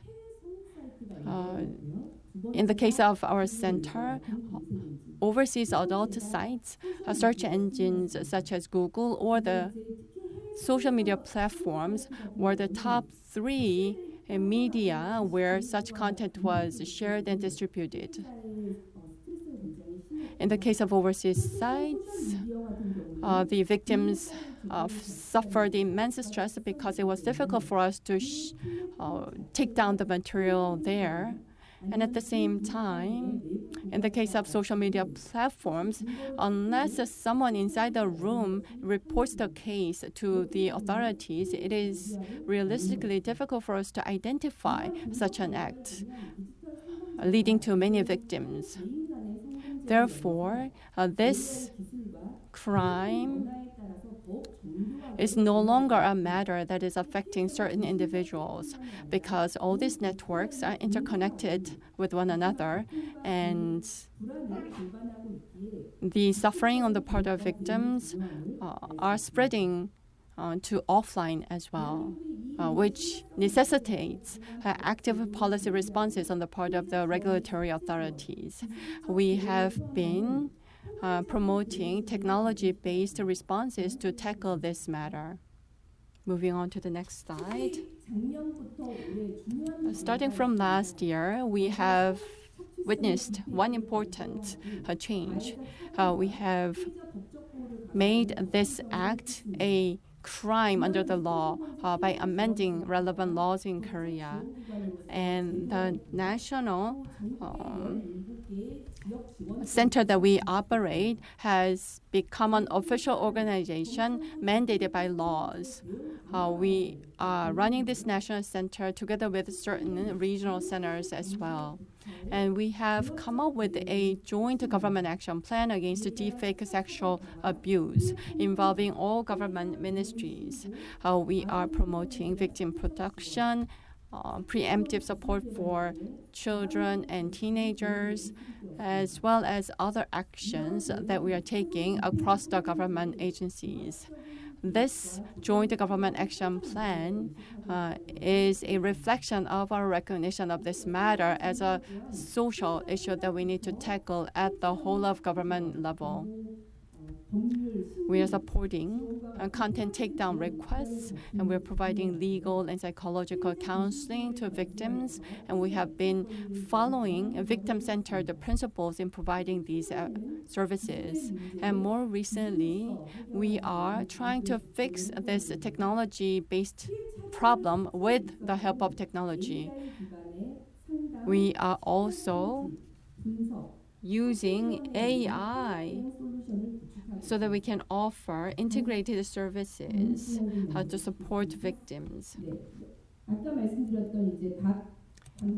As I mentioned previously, these are various government agencies that are involved in implementing this joint government action plan. I know that some people are taking photos, so let me hold on a second before moving to the next slide. So I told you that we are trying to fight technology with technology. I would like to briefly introduce our integrated solution. Based on AI, we are establishing a help call center. Counselors are providing relevant counseling advice to victims based on the information that is learned by the AI system. Secondly, we are also utilizing a web crawling system.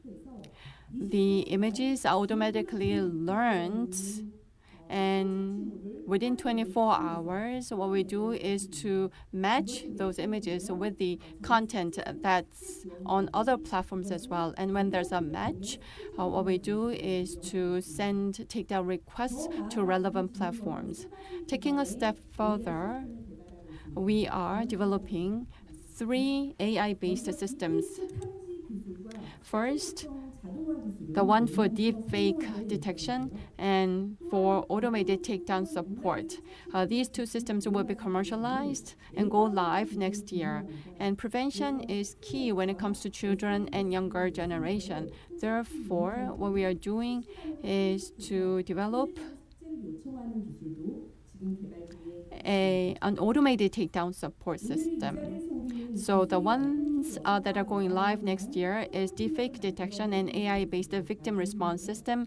And the third one that we are working on is automated takedown support. These tools will ensure that AI technology is the one that we can use as a strong tool to address the technology-based gender violence. By utilizing and implementing these systems, I am sure that we will be able to effectively respond to the needs of victims. And to be able to support them better going forward, a comprehensive support system is extremely important. The experiences that we have in Korea in building such a comprehensive victim support system and response system, I hope will be valuable expertise that can help your countries as well. Technology, policies, and regulations. In these aspects, I believe that we need international cooperation and coordination as well, and I hope that today's forum will provide a turning point for us to do that. Thank you. Thank you very much, Ms. Chin, for extremely technical and insightful presentation. We learned a lot from your presentation. Now, last but not least, I'd like to invite our last speaker for the day, Georgia van der Westhuizen, Assistant Manager at Australia's E-Safety Commissioner, who is joining us online from Australia. Georgia, can you hear us? I can. Can you hear me? Excellent. Yes, we can hear you very well.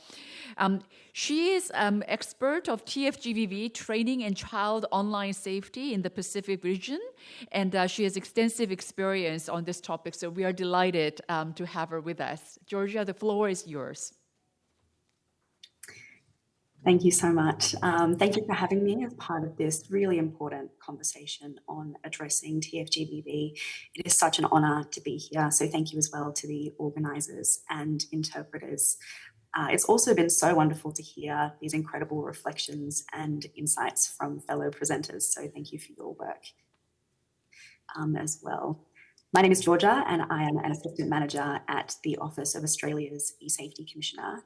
And I'm going to focus my presentation today on e-safety's role as an anticipatory, agile and trusted regulator on the issue of TFGBV, but with a focus on the central role of evidence in our work. Now, before I talk a little bit about e-safety's role and remit, I really want to ground this presentation in the lived experiences and the stories of TFGBV that are brought to e-safety's attention every day. So first we have Gina, who is a brave woman who escaped an abusive relationship and started a new life in a new town with her young son. Her violent ex-partner, who historically tracked her movements, has just been released from jail, so her fear is escalating and is very real. Now, her ex-partner's mother is posting on Facebook to gather information about her hidden identity and her whereabouts. Despite the potential danger that Gina and her son face, Facebook refuses to remove those posts because they don't technically violate its terms of service. Then there is Emily. She was just 17 when she shared a nude photo of herself with someone that she knew and trusted. It didn't seem like a big deal until 2 years later when those photos were shared widely with others. Emily had no idea which of her family, friends, or work colleagues had seen these compromising images, and she felt humiliated and powerless and angry. Now, I've of course changed names and some details, but I really wanted to center these real stories of real people in crisis before I go any further. But moving now to how e-safety helps people like Gina and Emily. So e-safety works under 3 complementary pillars: prevention, protection, and proactive and systemic change. And I think it's useful to refer to these 3 pillars of work as I'm outlining our response to TFGBV. So first we have prevention. So that includes our research, our education and training programs with the goal of preventing online harms from happening in the first place. The second is protection. So e-safety has powers to help Australians experiencing online harm through our reporting schemes, and individuals are empowered to come to us directly.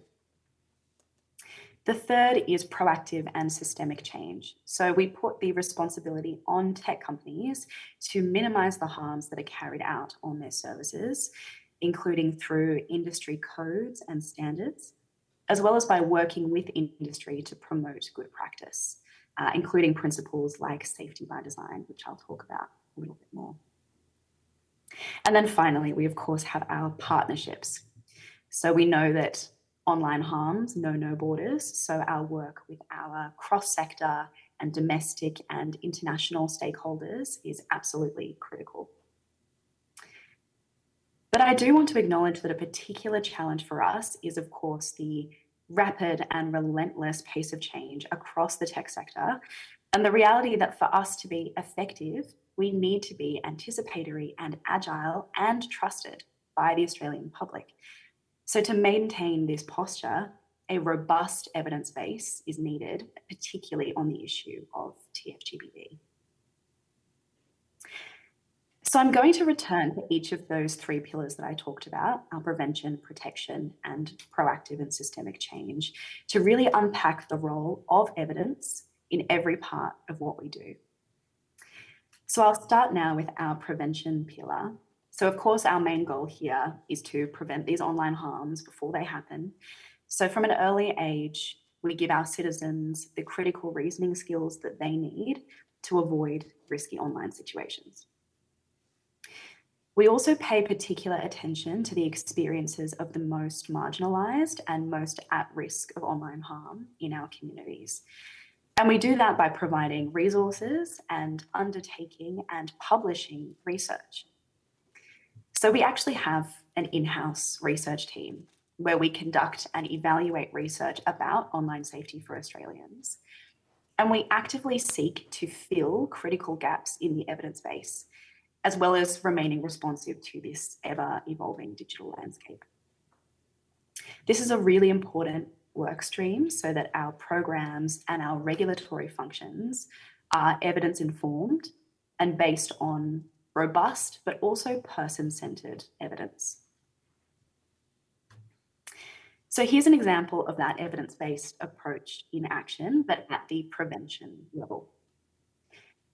In recent years, we've seen a growing cultural conversation on the online experiences of young men, and it was fantastic to hear Caroline talking about this as well. Of course, there's been popular media attention, debate over men and masculinities, and misogynistic online influences as well. And discussions have included how young men are socialised and the harms that some of them experience but also engage in, and the ways in which their lives are constrained by those social ideals of manhood, what it means to be a man, and how that may manifest in online spaces. But there was very little evidence from the voices of young men in Australia about their online lives. So in 2023, eSafety collaborated on a research project exploring what motivates and shapes and informs the online experiences of young men in Australia. Now, one of the findings from this piece of work was how young men were feeling defensive and disenfranchised and uncertain and rebellious and lonely, and that harmful online content creators and communities were appealing to them by really meeting those needs for validation and guidance and a bit of edginess, but also belonging. We also heard too about the pivotal role of algorithms and recommender systems in actually pushing this harmful content onto young men. So that piece of research has directly shaped our approach to preventing TFGBV by now engaging men and boys in an evidence-informed way. So now when we're updating and developing our online resources, eSafety will use language that acknowledges and harnesses young men's strengths in ways that speaks to them, not about them, to have maximum impact when we're communicating with this group. We have expanded our training offerings to include the role of algorithms, recommender systems, and AI companions in targeting young men with harmful sexual and misogynistic content. And in our proactive work with the tech sector, we will continue to reinforce their responsibilities to be transparent and accountable for the operation of these recommender systems. And recipients from the latest round of eSafety's Preventing Tech-Based Abuse of Women grants program now includes a range of prevention activities, but working directly with men and boys. So that's our prevention pillar. And I'd like to move now to our protection work. So under this pillar of protection, eSafety's investigations branch has powers to help Australians who are experiencing online harm. So as you can see from the slide, we have 4 reporting schemes. So that includes adult cyber abuse, the cyberbullying of children, image-based abuse, also known as the non-consensual sharing of intimate images, and we have illegal and restricted content. So that's your pro-terror content or child sexual abuse material. So if an individual experiences one of these types of harm, they can make a complaint directly to eSafety. And from there, our team of investigators reviews the content, and if it meets the threshold, we can step in and actually act. Because we have established relationships with these online platforms, we generally have success in requesting content be taken down through informal requests instead of taking formal action. But we can also take formal enforcement action if that ends up being necessary. Next slide, please. So now to focus in on just one of these schemes, image-based abuse has become an incredibly pervasive form of TFGBV in Australia and across the globe, as we know. So leveraging data collected from our unique reporting and removal complaint scheme for this kind of harm, eSafety conducted research to analyse the operation of this scheme and how it has changed over time. And a key finding was that the volume of reports received under this scheme had increased by more than 960% from the commencement of the scheme through to 2023. But another key finding was that there was a really clearly gendered dynamic to how this harm was experienced. So we were seeing that men were increasingly experiencing image-based abuse in the form of sexual extortion, which we sometimes call sextortion. So that's a form of blackmail over a nude or sexual image or video, but often for financial gain. But other forms of image-based abuse were more commonly reported by women. And then the types of sextortion that women did experience was less likely to be for financial gain and more likely to be related to technology-facilitated coercive control. So it was appearing as part of a pattern of domestic and family violence.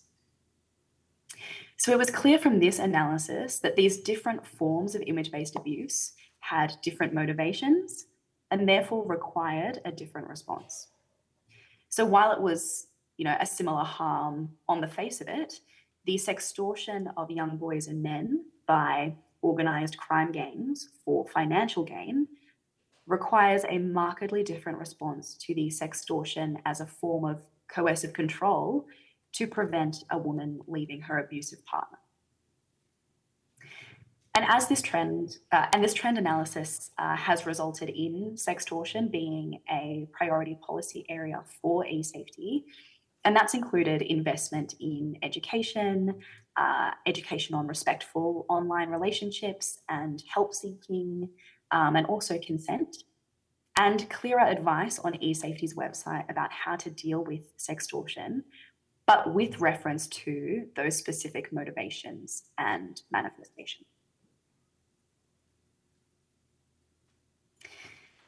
And to go now to our third pillar, and that's our proactive and systemic change, which is about putting the responsibility on tech companies to minimise the harms carried out on their services or using their products.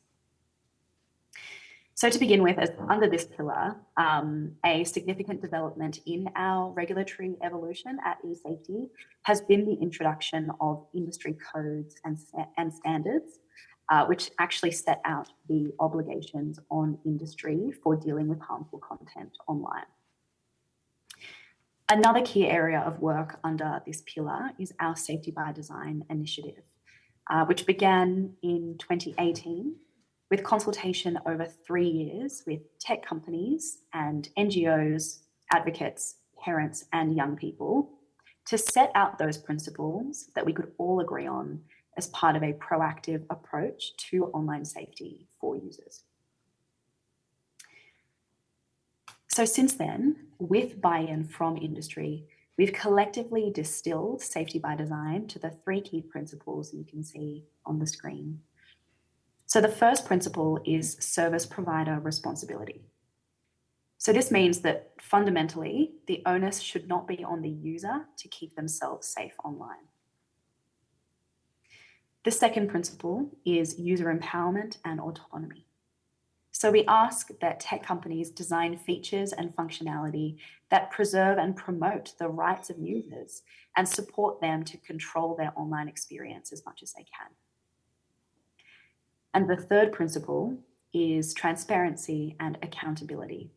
So that means having really clear lines of accountability within a platform and being transparent around how these products actually work, as well as sharing and promoting innovations in safety across the sector.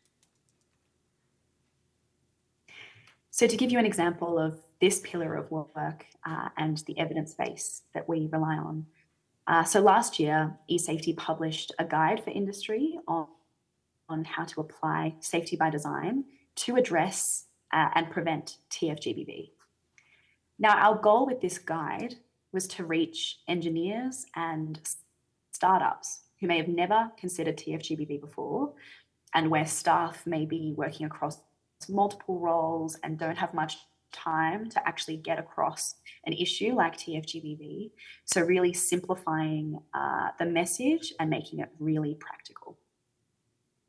So this guide sets out those practical actions that industry can take in alignment with those 3 safety by design principles. And it includes case studies to highlight existing good practice.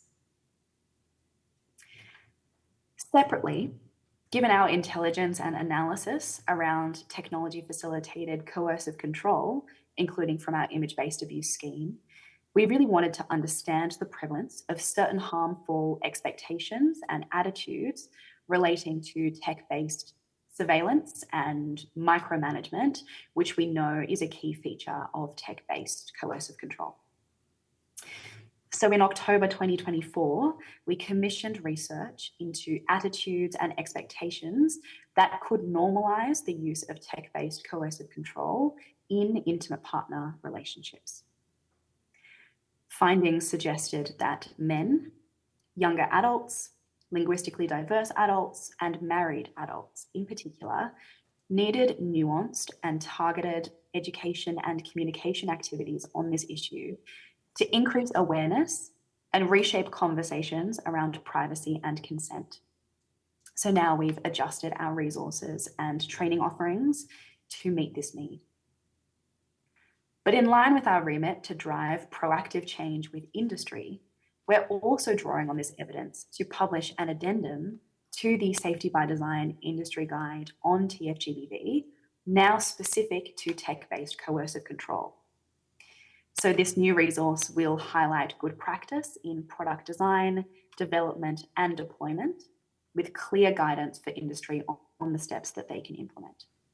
So taken together, these investments in looking to the future and centering evidence in our work allow us to both anticipate the future while remaining trusted by the Australian public and maintaining our position as thought leaders internationally as well.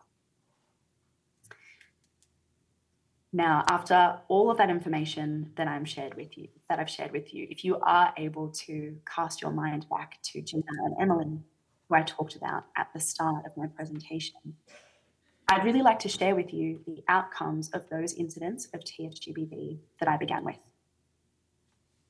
So Gina was in danger due to her mother-in-law's posts on Facebook, seeking her whereabouts on behalf of Gina's violent and abusive and controlling ex. Now, in this case, Gina made a complaint under eSafety's adult cyber abuse scheme, and eSafety intervened. By using our channels to Facebook and by leveraging our relationships with industry, we explained the risk to Gina's safety. Facebook actually removed these posts and closed Gina's mother-in-law's account. And we also connected Gina to local services to continue providing support. Our adult cyber abuse scheme continues to protect women like Gina. Emily reached out to eSafety through our image-based abuse scheme when her intimate photos, taken when she was underage, were shared online. We helped Emily remove these images and we connected her to counselling to help her cope. Emily hopes more victims will speak out against this type of abuse. And for both Emily and Gina, eSafety continues to anticipate new harms that may occur, to educate Australians, and to advocate with industry for a safer online. Thank you so much. Thank you so much, Georgia. This was very, very insightful as to how you are dealing with this from multiple different angles. Now, we do not want to disturb your lunchtime. We promise to finish this panel discussion in 12 minutes. I really promise. So that you can start your lunch at 12:30. I've given my word, so I'd like to also ask my distinguished panelists to kindly bear with me, because I'm going to ask you one question each, and then it might be a little bit different from our original plan, but let's give it a try. I think we can do this. So our distinguished panelists, please kindly come forward, and Georgia, please stay with us online for our panel discussion. So, ladies and gentlemen, I actually studied and prepared a script, but I'm not going to use it because we need to shorten it. I really do not want to disturb your lunch. But I really learned a lot from our presenters. I'm sure you agree that this has been a very holistic and insightful presentations, one after another. So I'd like to really thank our panelists. And what I also learned is that this is really an issue that really sits at the intersection of gender, power, technology, public accountability, and governance. So as much as this problem is so complex that our responses need to be also very complexly designed and well sequenced at the same time. Now, let me please ask the first question to Georgia and Imad. Same question. What do you think is one most urgent yet practical action that we can take to use AI to prevent or mitigate TFGBV? Who is going to take? Now, Imad, please take the one. Ooh, that's the million-dollar question. So I think the most important part right now is to prepare a community of women who understand the ecosystem, who can be in places like, policy making and coding and designing AI, to actually, be in the heart of that industry at every step and every level, to shape it, to make it work better, to make it more inclusive. And I think this is one of the most important parts, because we're now inherited a huge digital gap for gender digital gap with access to the technology, from STEM to the policy making to the leadership position. It's a huge one. But right now we are at a moment where there is a reset in the whole industry. AI is taking over and changing jobs. It's changing tech itself. Those people who created AI, now they're losing jobs to AI. So there is a lot of unknown factors that's going to happen. There is a lot of things that's going to come out, and it's going to affect our social norms. It's going to affect our policies, our economies. And we need women to be in the heart of every step. And from right now, before it is hard-coded, and it's very hard once we have those systems and regulations and tools and platforms to change them later. Okay, thank you very much. Now, Georgia, over to you. Yeah, thank you so much for that question. At risk of sounding like a broken record, that safety by design piece is just so critical. So thinking about safety, building that into the tech, from the design stage through to deployment is absolutely critical. Something that I did want to mention, though, as I guess a promising example, eSafety did a collaboration with UNFPA and Newman Fund and FCDO called the Tech Safety Showcase, where we actually shared examples of what that looks like in action. So technology designed with gender at its center, human rights principles, feminist technology, and safety by design, and actually shared a range of those kind of finalists. And there were some incredible examples of AI-powered technology for good, AI-powered tech that really drew on those principles of having responsible platforms that were accountable to their users, that had those user empowerment tools baked in, that really promoted their rights and aligned with those human rights-based principles. And I think that those are some really promising examples of what's possible when those safety by design principles and that cultural shift around, the onus not being on individuals but being on the platforms is really taken forward and put into action.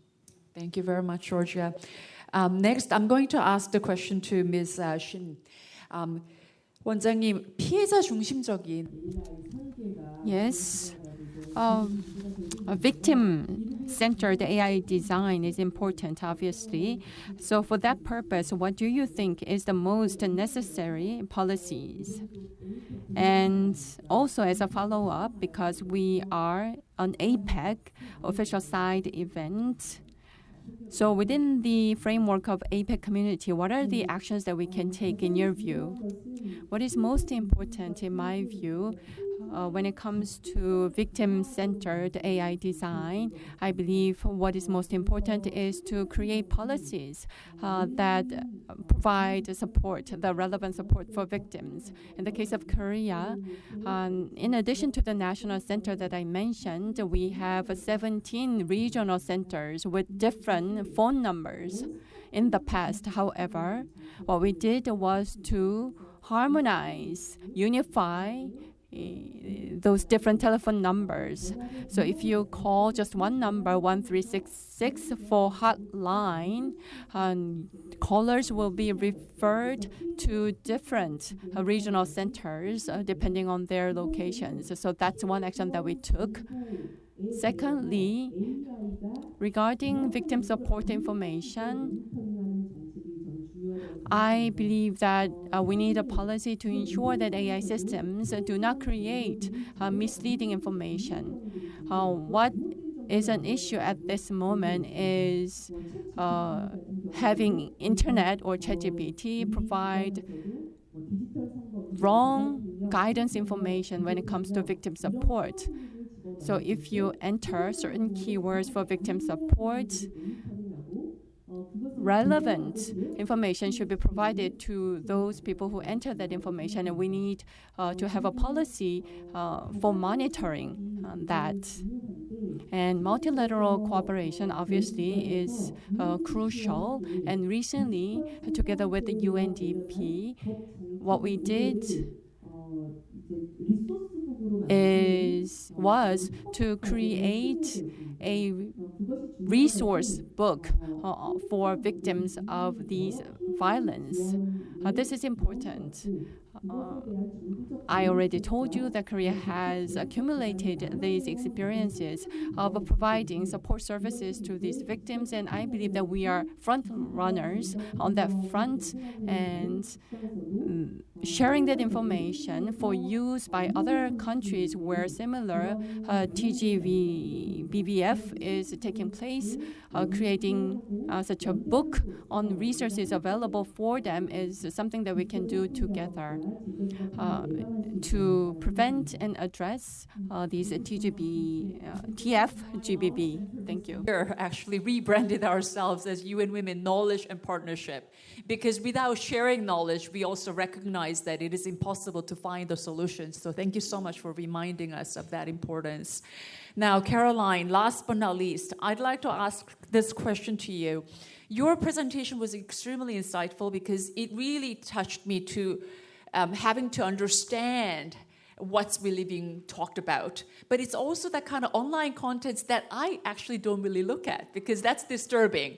And I think most of us in this room probably has never looked at that content, or we stopped playing after about 10 seconds if you could bear it.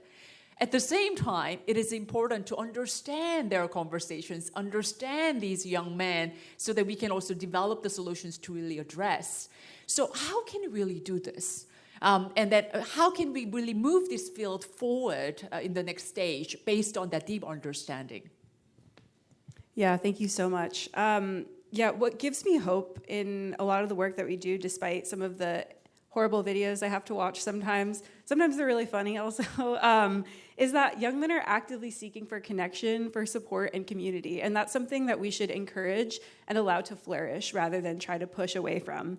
They're looking for guidance, identity, and connection. And I have to say, Georgia, the reports from the eSafety Commissioner on young men online are just extraordinary. So I would encourage all of us to read them after this. But I'll give one example of what this could look like. One of the moderators and content creators that we interviewed for the Manosphere Rewired report that you all have, his name is Aaron, and he goes by Sonic Hit on his Twitch stream.